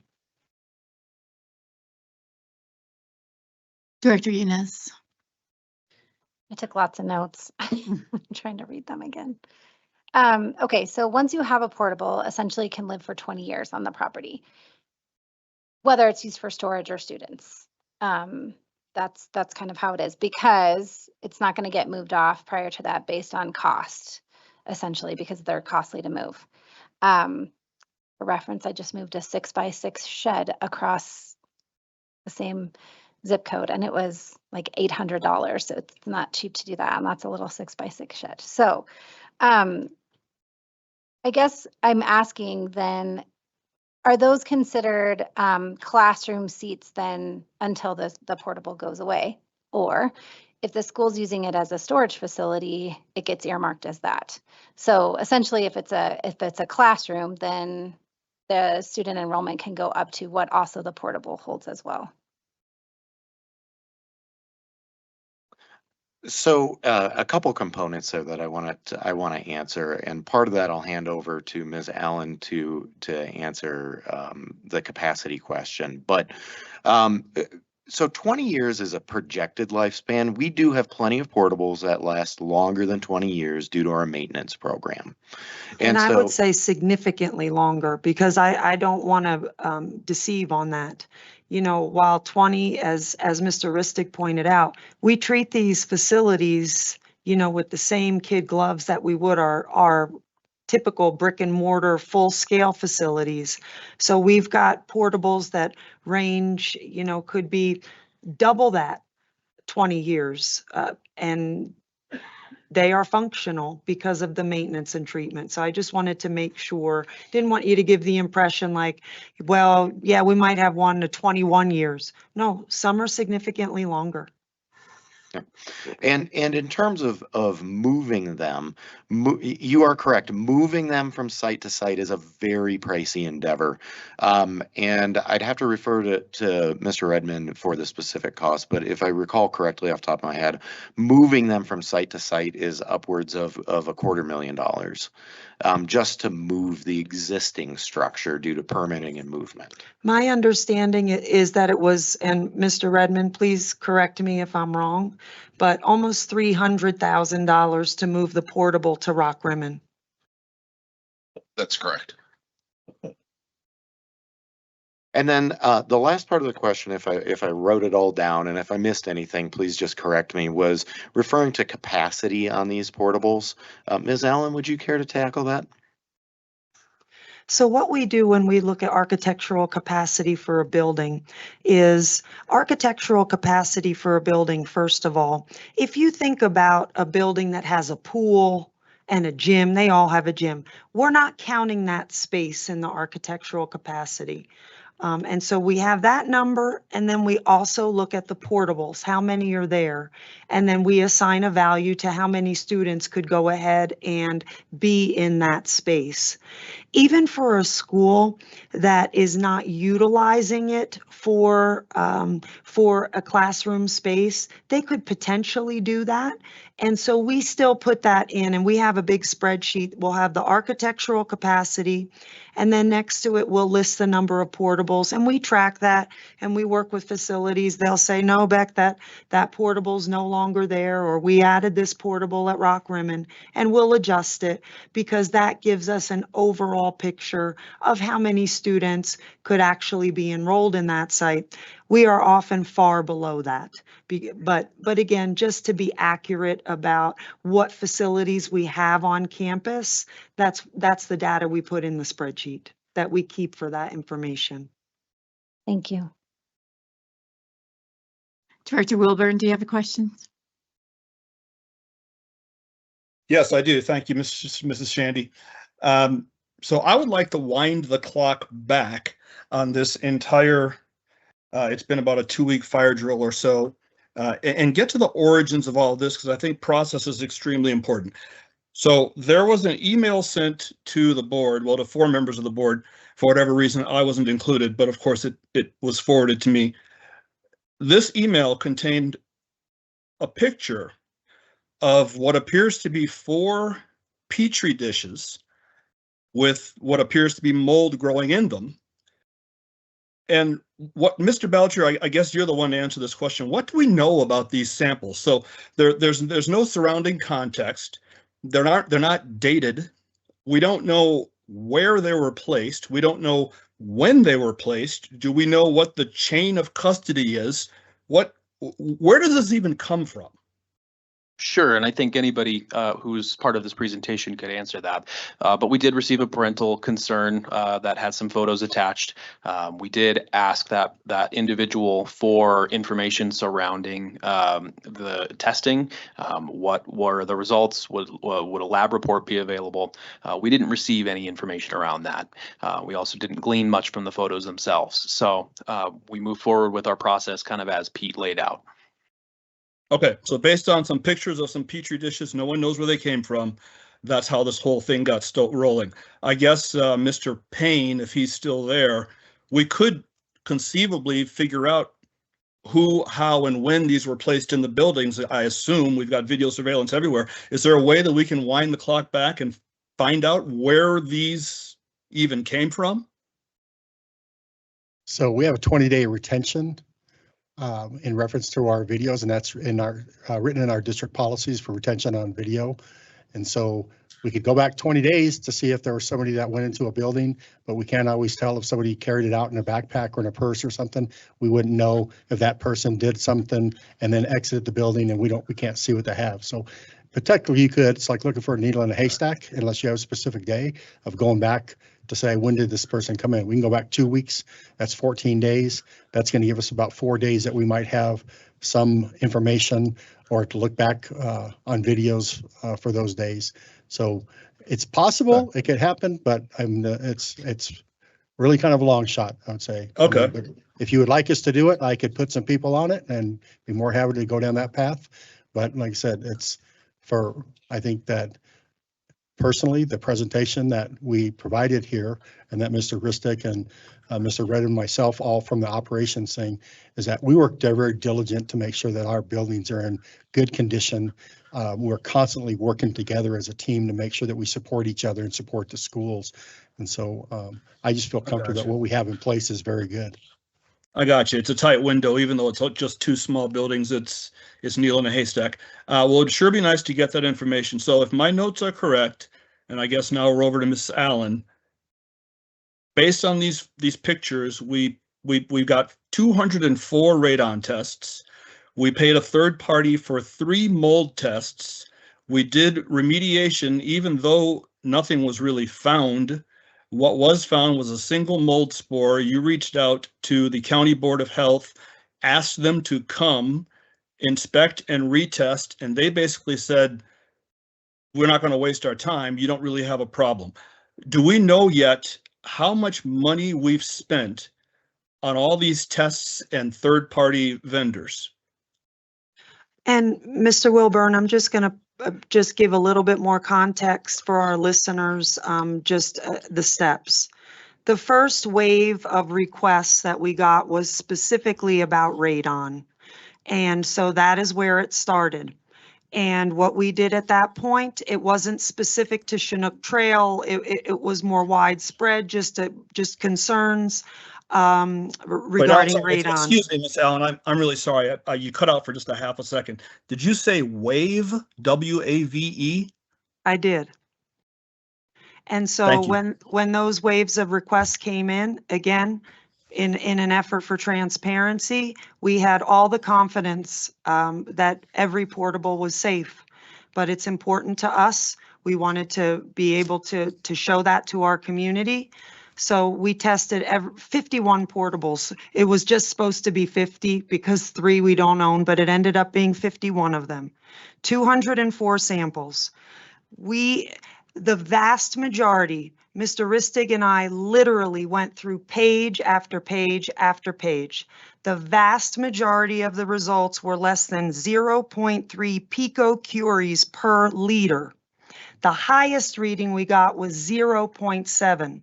For context, the Environmental Protection Agency sets the action level at 4.0. They also do say in some of their writings, if you get a reading of 2.0, you might want to consider some other pieces. I say that to give you the delta between where we tested and where any actionable levels are. That process costs $3,100.67. The next thing that came in really was related to the concern for the 4th grade portable with the picture that you had mentioned. And so we ended up testing there. We very quickly, in a matter of days, were able to have Apex, the industrial hygienist, go ahead and report out on that. We shared those reports with the community. They did not show a health hazard. We had very general recommendations. Once we received that report, we literally took care of them overnight. That is the one that we did not reach out to the health department. Someone in the community reached out to the health department and they shared with us that they had a concern. That is when they said, we'll be there in a few hours. That was a morning. They said, we'll be there at 11 a.m. We said, well, we have the results of what we've done. We sent it, all the paperwork we had a draft report, not a final yet. And when they read that, they informed us there was no need for them to come. Out of an abundance of caution, again, caring for the community in terms of their concerns, we went ahead and continued with Apex to test the other 2 portables on site at Chinook Trail Elementary.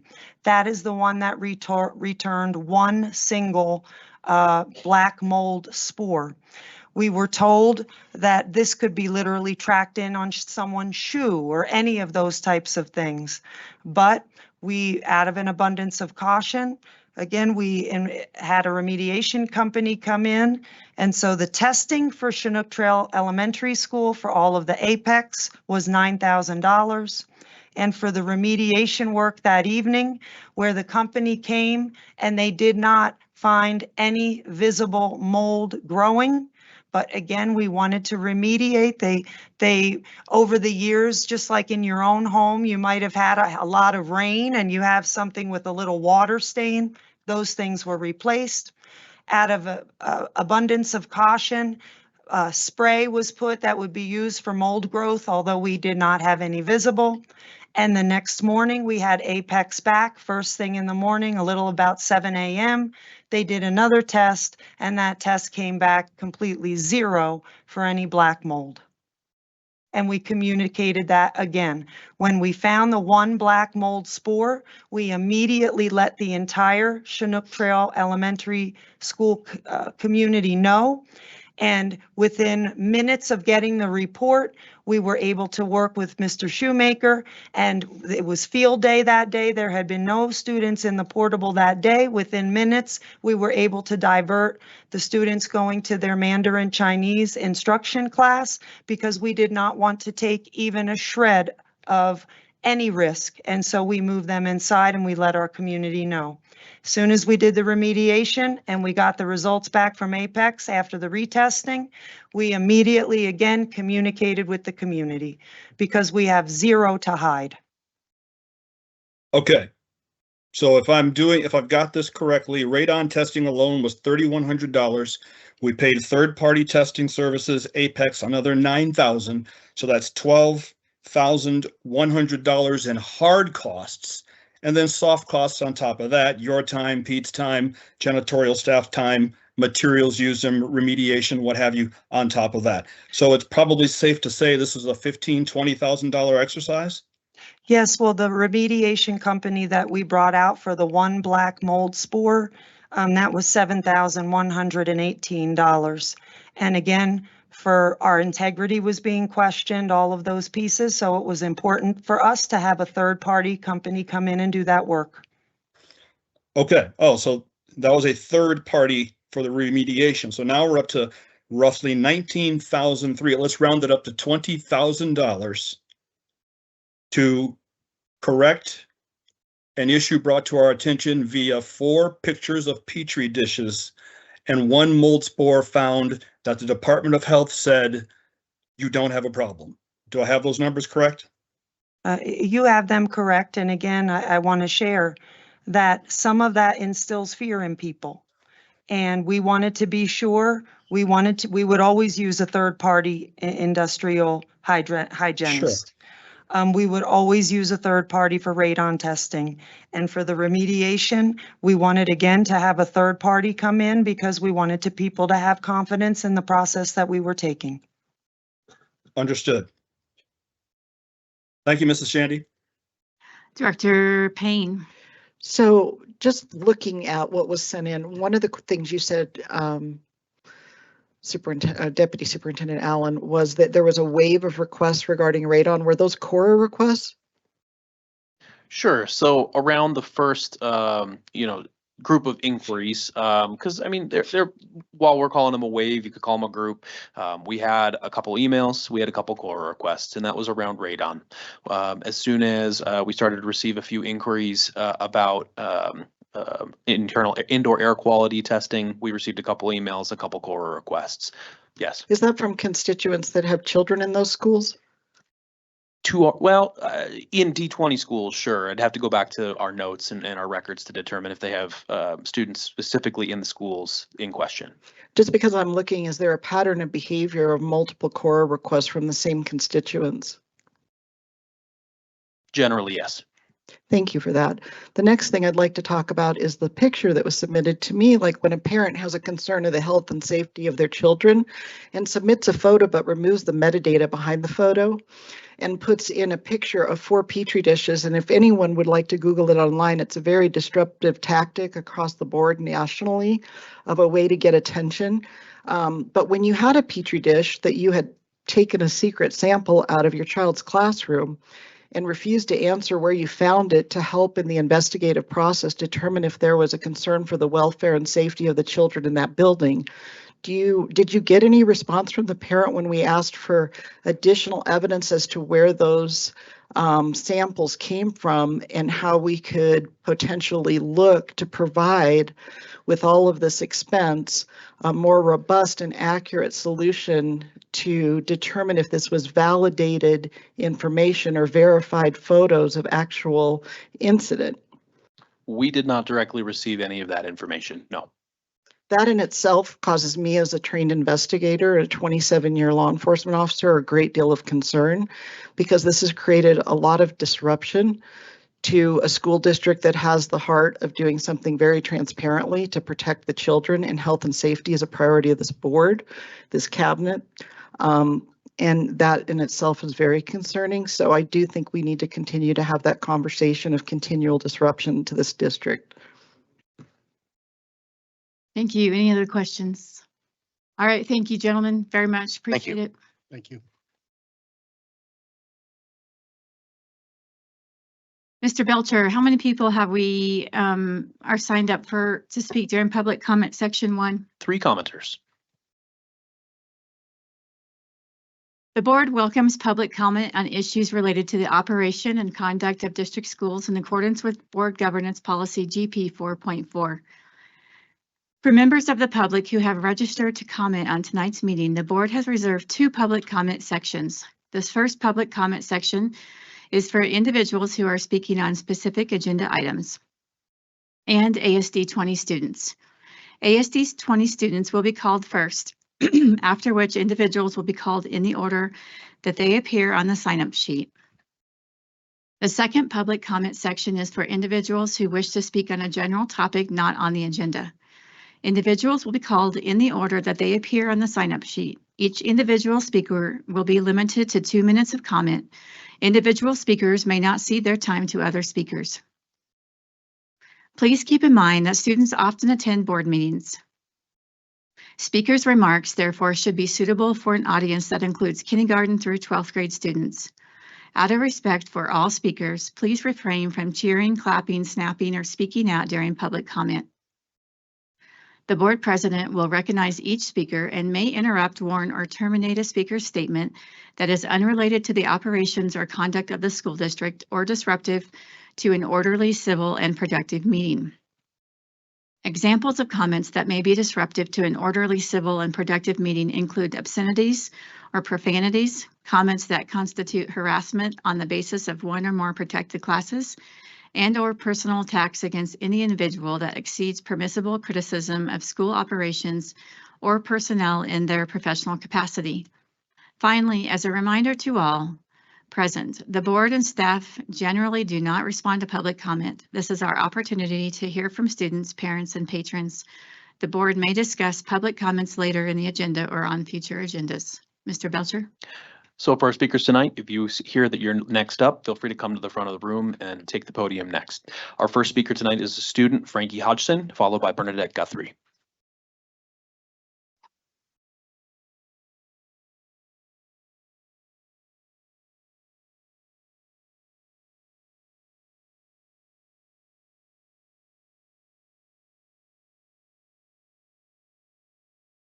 Good evening. Good evening, board members.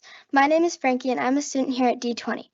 D20 has over 26,000 students across 40 schools.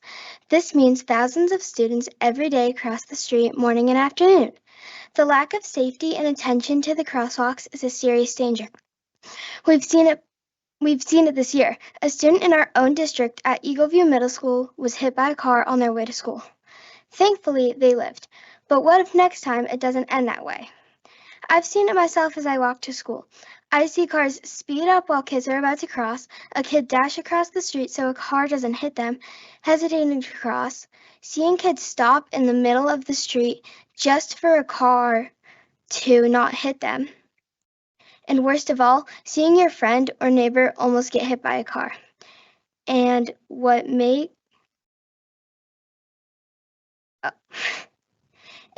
it even worse, and crossing guards may only work 1 hour a day, but that 1 hour saves lives. And what breaks my heart the most is that it feels like the members of the board are waiting until something terrible happens. Once a life is lost, there's no fixing it. No, I'm sorry, or we should have acted sooner, can bring a child back to their family. To you, crossing guards may not seem like that much, but they are. Here are a few suggestions for the district to make getting to and from school safer. Better pay. We should incentivize those that are able to participate in student safety. Community outreach. We could ask parents, community members, and high schoolers who need volunteer hours to help. Student and family partnerships. Families who live nearby could volunteer short-term while the district fills positions. Students shouldn't have to worry about if we'll make it across the street safely.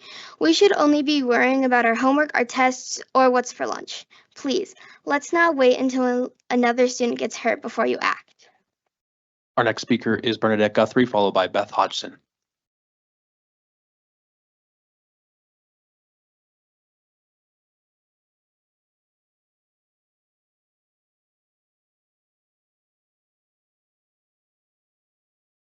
We have our own portable presentation. This is Benny. He's one of the 4th graders at Chinook. I feel like I could have just come up here and you guys could have just asked me questions.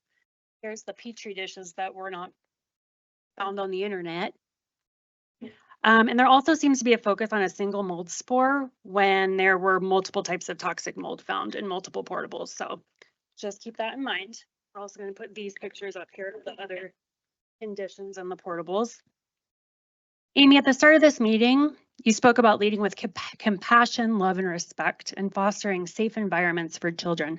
How sad just minutes later, parents like me were gaslit as you called our concerns untrue accusations. There's nothing untrue about the presence of toxic mold in portable classrooms. There's nothing untrue about HVAC maintenance not being done and filters not being changed for years. There is nothing untrue about the health issues that staff and students have had as a result of this neglect. There is nothing untrue about kids having no access to running water or bathrooms. There is nothing untrue about portables being a fraction as safe as brick and mortar buildings when faced with an active shooter situation. And there is nothing untrue about my child and thousands of others across the district being housed in neglected trailers while schools allow out of neighborhood and district choice into buildings over capacity. This isn't about demonizing anyone, it's about keeping kids safe. The fact that any of you have anything negative to say about me for keeping my child safe is sick. And if you want to pull the videos of the mold test going in the buildings, it was 22 days ago on back to school night. Orange bag, my husband had it on his arm. My husband's a cancer survivor. 2 years ago, he had a cancer caused by a common household item and is very concerned about what our children breathe. So Benny's happy to show you pictures, and you can keep the mold spores for Mr. Wilburn since he was upset he didn't get them. Your time is up. Thank you. Our next speaker is Beth Hodgson. You're being disruptive to this meeting. Please exit. Please exit. Our next speaker is Beth Hodgson. You're disrupting this meeting. Please exit. Our next Sir. speaker is Beth Hodgson.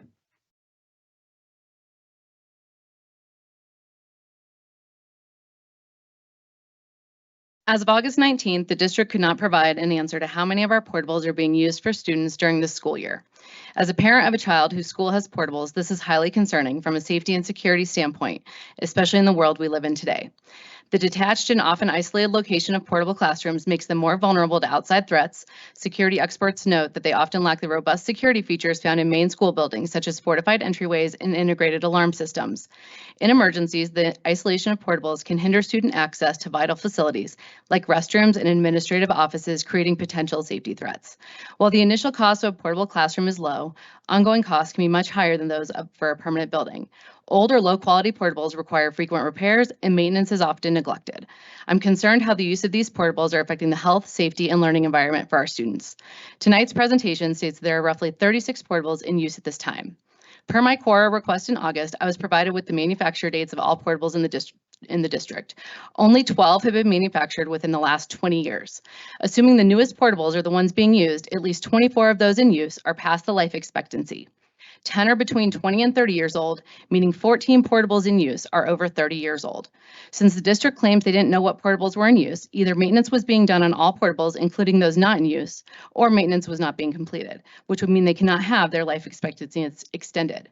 Poor insulation and faulty HVAC systems can lead to erratic and uncomfortable temperatures, making it difficult for students to concentrate. Students report that learning in a portable classroom makes them feel like their education is not being taken as seriously by the district. Some studies suggest that extensive use of portable classrooms is associated with lower student test scores and attendance rates. Why are we allowing so many students to choice in from both out-of-district and non-neighborhood schools if it only leads to overcrowding and a reliance on these portable structures? My heart goes out to the entire, and I hope you showed the same respect and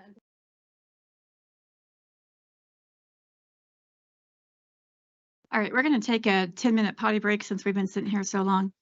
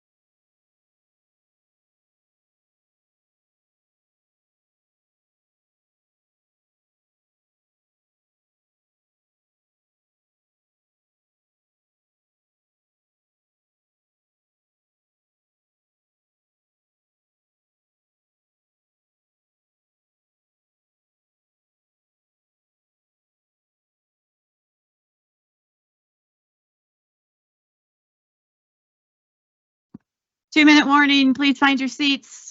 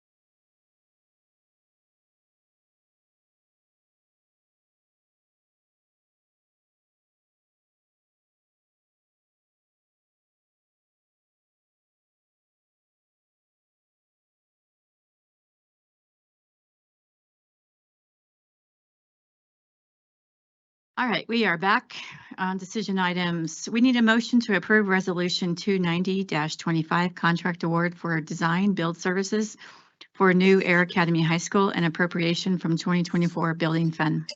Moved. Second. Discussion, please. Superintendent Haber. Deputy McAllen.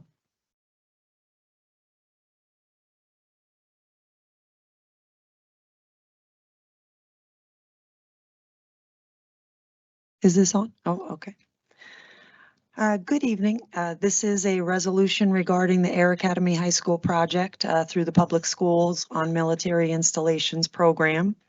And it's an exciting step that we're at. So we are ready now to dive in. And remember, we have to give a proposal to the federal government. But we are going to do a combination proposal where we show what we want to design and what we want to construct, because that will expedite the process. And given the fact that we've had some funding pieces, we want to move as aggressively as we can. So here is what you have in front of you. This particular resolution is doing two things. One is, if you approve it, then you would be allowing the district to move forward with a contract with non-construction. We put an RFP out for design construction. In your packet, you can see we had 4 companies. We had an evaluation team that evaluated all of the proposals, conducted interviews, and the recommended vendor is non-construction. So approval of this resolution would say that Superintendent Haber or her designee could move forward with executing a contract, a design build contract with non-construction for the Air Academy High School project. It looks a little different than what we normally do because we're still securing all of the funding. So there's going to be more steps than what we would normally do, like when we built Encompass Heights, let's say. The second big piece is we need some money to actually pay for at least our match, the best we can determine for the design. Now, remember, the bond that passed last November, we went ahead and we issued part 1, and eventually we'll get to part 2. So we issued $36.14 million back in February. $2 million of that is dedicated for matching funds for the design portion. The only thing that we have not sold is the other $47 million. Well, what does that represent? The $2 million and the $47 million, that is the $49 million for the matching funds for Air Academy project that was in bond language. We're not ready to issue those bonds. When we issue bonds, we need to be able to spend 85% of those proceeds within 3 years. We're not ready to issue that. We're estimating maybe in 2027. But the $2 million that we have in the building fund, you would be giving approval to appropriate that and put that towards the design. And once we get through the design phase, we estimate in the spring that we would be ready to submit our design construction proposal to the federal government for their consideration. But you have to leap first, right? You have to have a design and have sketches. It's like the chicken or the egg. You kind of can't wait till it gets approved to start because you need a design and you need construction plans to have that proposal move forward.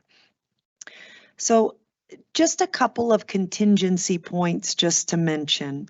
So it's possible 2 million might not be enough for the match for the design. If that's the case, I would come back for another resolution.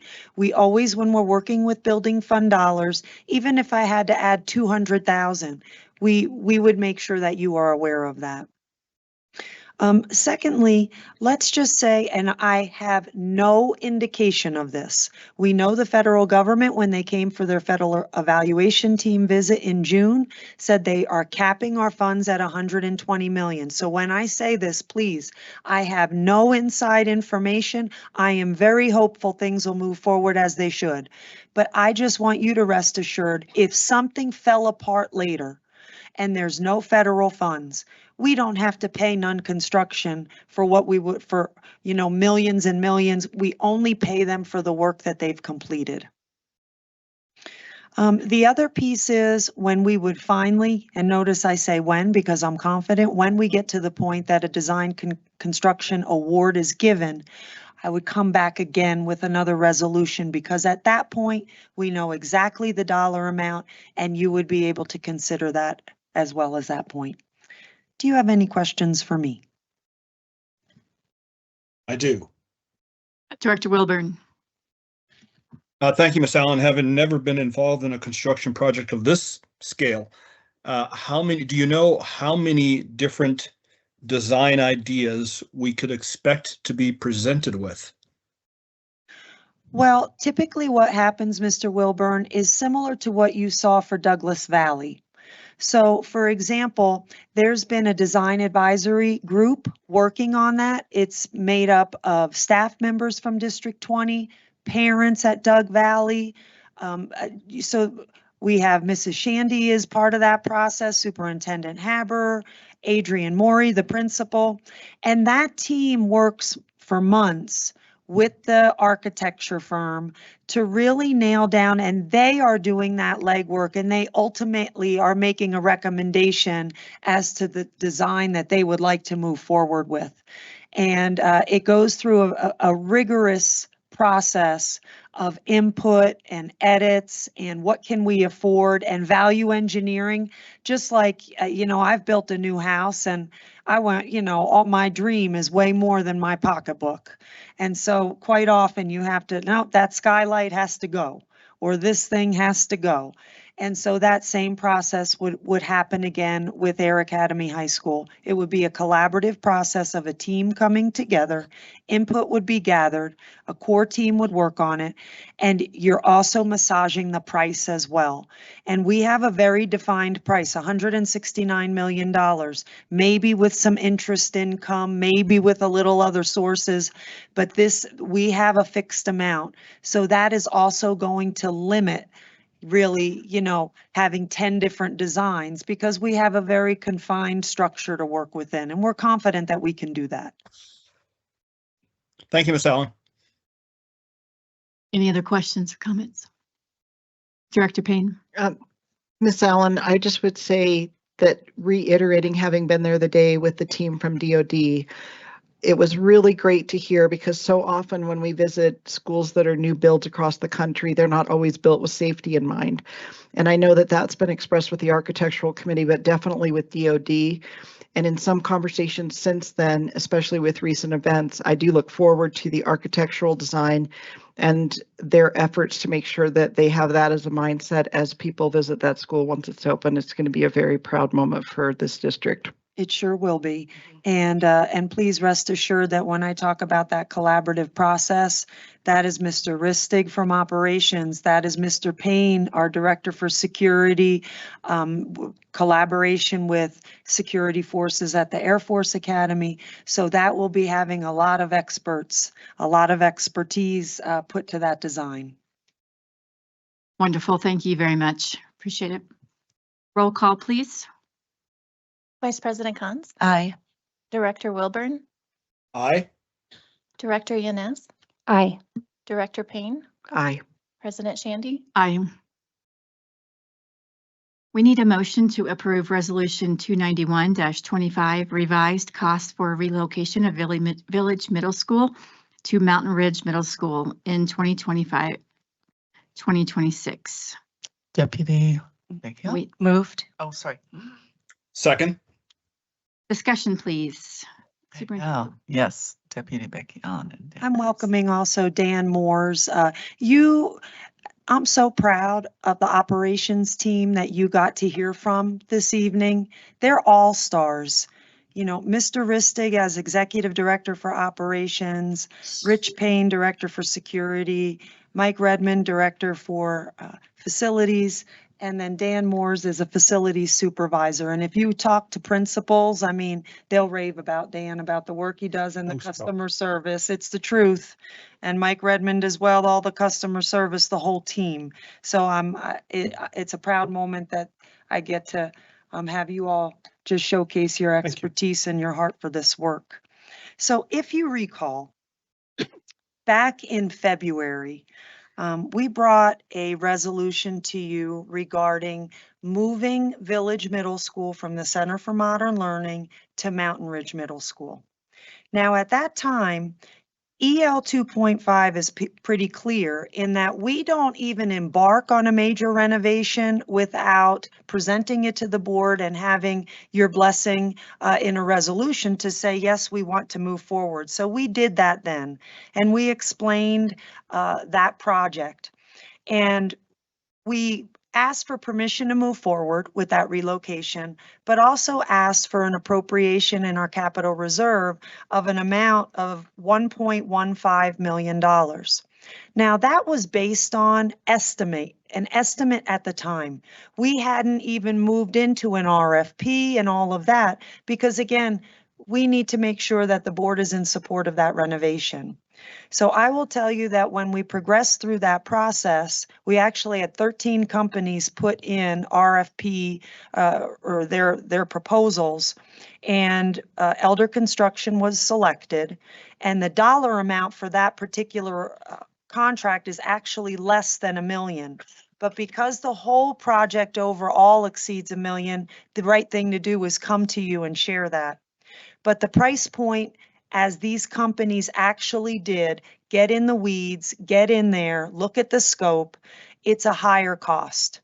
Time has elapsed, etc. So it's actually $430,000 more than what we had come to that night when it was just based on estimates.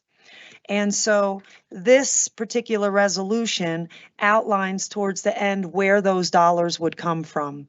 Now, the first chunk, the $134,000 and change, Village Middle School, we've been working with them over time. When the previous principal was there, she had some plans for making facility improvements in that structure around different programming for kids. So they were really tucking away their dollars. They have just under $135,000 in reserve for those projects that we can move to that. And the remaining would come from the sale. We just sold just under $800,000 in revenue for the Cumbre Vista site, and we can use about $295,000 of that to bridge that gap. But Mr. Moores is here as well because we didn't know if you might have some more specific questions regarding what could have been, you know, some of those increases in price based upon initial estimates.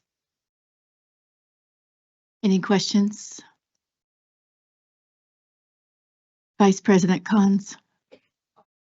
I was just going to say, while you are here, Mr. Morris, if you want to quickly just kind of enumerate those. Oh, Yeah. just kind of talk Yeah. about why we are where we are.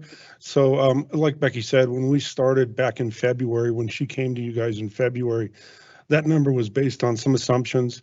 We hadn't even had the building drawn yet. We hadn't had any really scope definition at that point.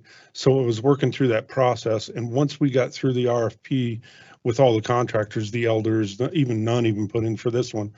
An elder had been helping us before, kind of giving us it feels like this kind of dollar, and that's what we based our ask on.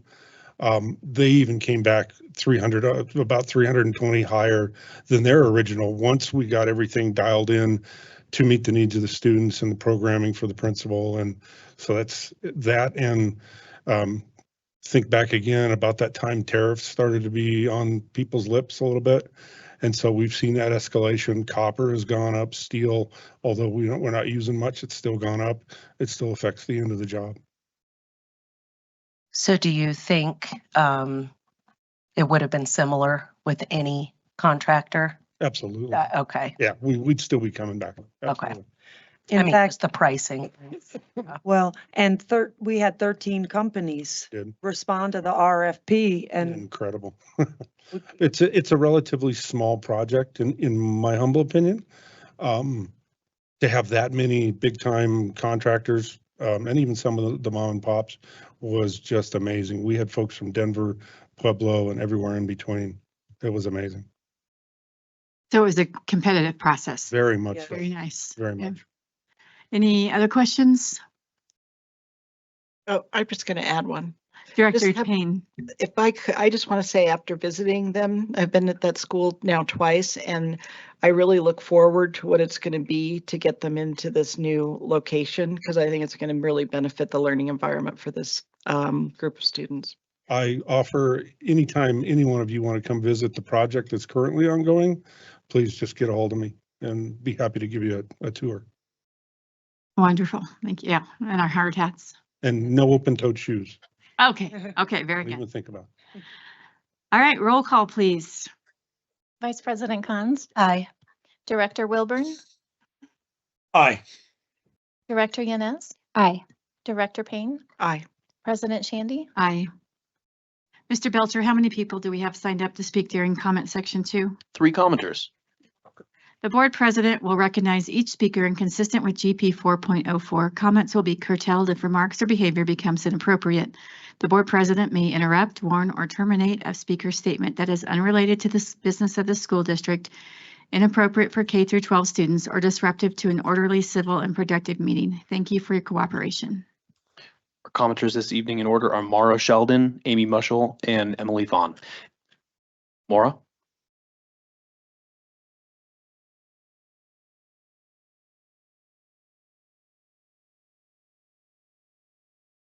Good evening, board members, and thank you for your time today.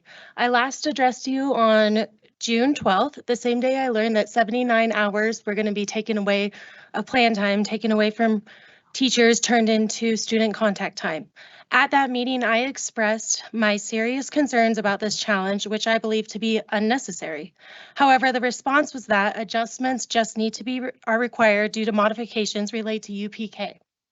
At that time, I had not had the opportunity to fully analyze the data. Since then, I've confirmed with several district administrators that the afternoon preschool class is scheduled for 2.25 hour instructional hours, well above the 450 hours that are required.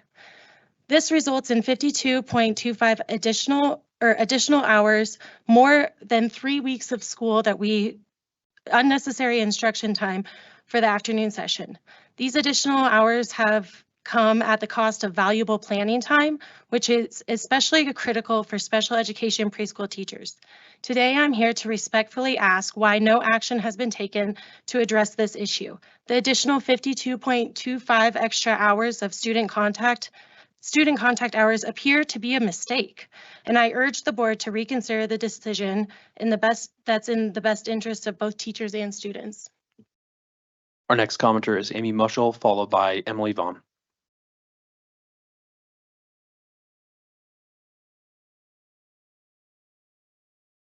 Good evening. For the record, I want to submit language directly from a court filing in Guthrie v. Wilburn, Colorado Court of Appeals, case number 2024-CA1083. Answer brief filed August 27th, 2025. On page 23 of the answer brief, it states, Guthrie repeatedly in her opening brief, her anti-SLAPP motion, and her sworn affidavit labels Mr. Wilburn's quotation from Push as pornographic. Guthrie never reveals where her definition of pornographic comes from, and her repeated assertion that Mr. Wilburn admitted the material was pornographic is without support in the record. Mr. Wilburn certainly believes the language and subject matter of the books demonstrated they should not be provided to children at school, but he denies that any of the material he quoted was pornographic. This is significant. Mr. Wilburn campaigned for this board on a platform that depended heavily on removing what he called pornography from our libraries. Yet in his own legal filings, he denies that the passages he cited were pornographic. I urge the community to weigh that contradiction carefully, especially in the context of this board's recent decision to violate state law by discriminating against transgender students and the decision to join a lawsuit against the Colorado High School Athletics Association that carries unknown legal expenses. Thank you. Your timer is up. Our final speaker is Emily Vaughn.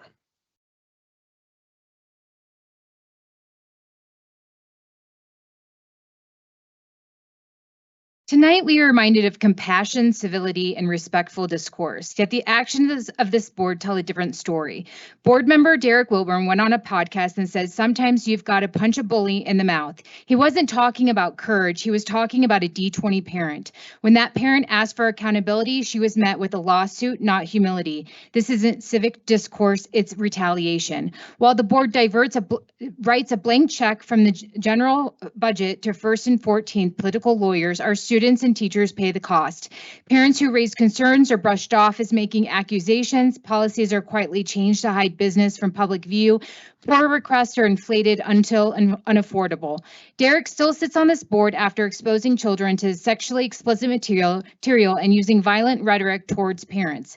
Discord chats with Nicole, Amy, and Derek include violent suggestions towards multiple D20 parents with different political and religious views. A D20 parent was doxxed, and Derek led a crusade against him at a city council meeting. So I ask you, as this community for compassion, where is your accountability? Rather than platforming a political provocateur, I ask, when was the last time you held a moment of silence for a D20 student lost to suicide or violence? Tonight, I hold you accountable. When will this board hold Derek accountable for exposing children to explicit materials, for intimidating parents, and for the board who has voted to spend a minimum of $100,000 in political litigations or over a historically low number of trans athletes in this district? Tonight, I witnessed toxic posturing and outright intimidation from Amy and Derek towards a parent fighting to keep her children safe, first from a predator and now to protect their learning environment. As the French moralist wrote, hypocrisy is the homage and vice pays to virtue.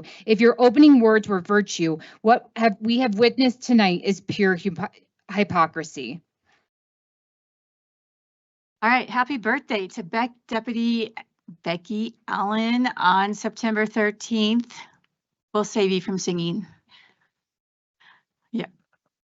All right, board, was our business this evening focused on activities that promote and honor our mission statement, our belief statements, and our global end statement that remind us that all students will have knowledge, skills, and character necessary for successful transition to the next level, and upon graduation will be fully prepared for success? Did the board hear information tonight that would require the review or revision of a policy? Did the board hear information tonight that would require a new policy? Did the board hear information tonight that the board would like to include on future agenda? Director Yanez. I was thinking, because CMAS isn't set up to pull apart like we heard, it might be fun to talk about writing in general across the district. It's just So something like an overview of offerings, curriculums used, state of grammar instruction, even clubs and activities. I was kind of thinking like how many kids are engaging in writing even outside of, so I was the Wonderful. features editor of my high school newspaper and then ended up majoring in writing. So I don't think that was by accident. Very good. Ms. Ruckman, you have that? And I think, I'm sorry, excuse me. Vice President Cons. Thank you. I think Mrs. Ruckman already has it, but related to the strategic plan. I think at least at a study session, future agenda, we were going to talk about exit interviews and that sort of thing. So. And if the board is okay with this, and rather than just exit interviews, I'd like to have a full report on retention, like how many leave for, moving, how many leave for retiring, kind of like that full one since the, and then we can make some, suggestions on how that could be formatted so that you have the full context of what happens when people leave. And survey questions. Yes. Yeah, perfect. Excellent. All of it. Thank you. All right, 21 attendees online are viewing the live stream. There is no executive session tonight. This meeting is adjourned.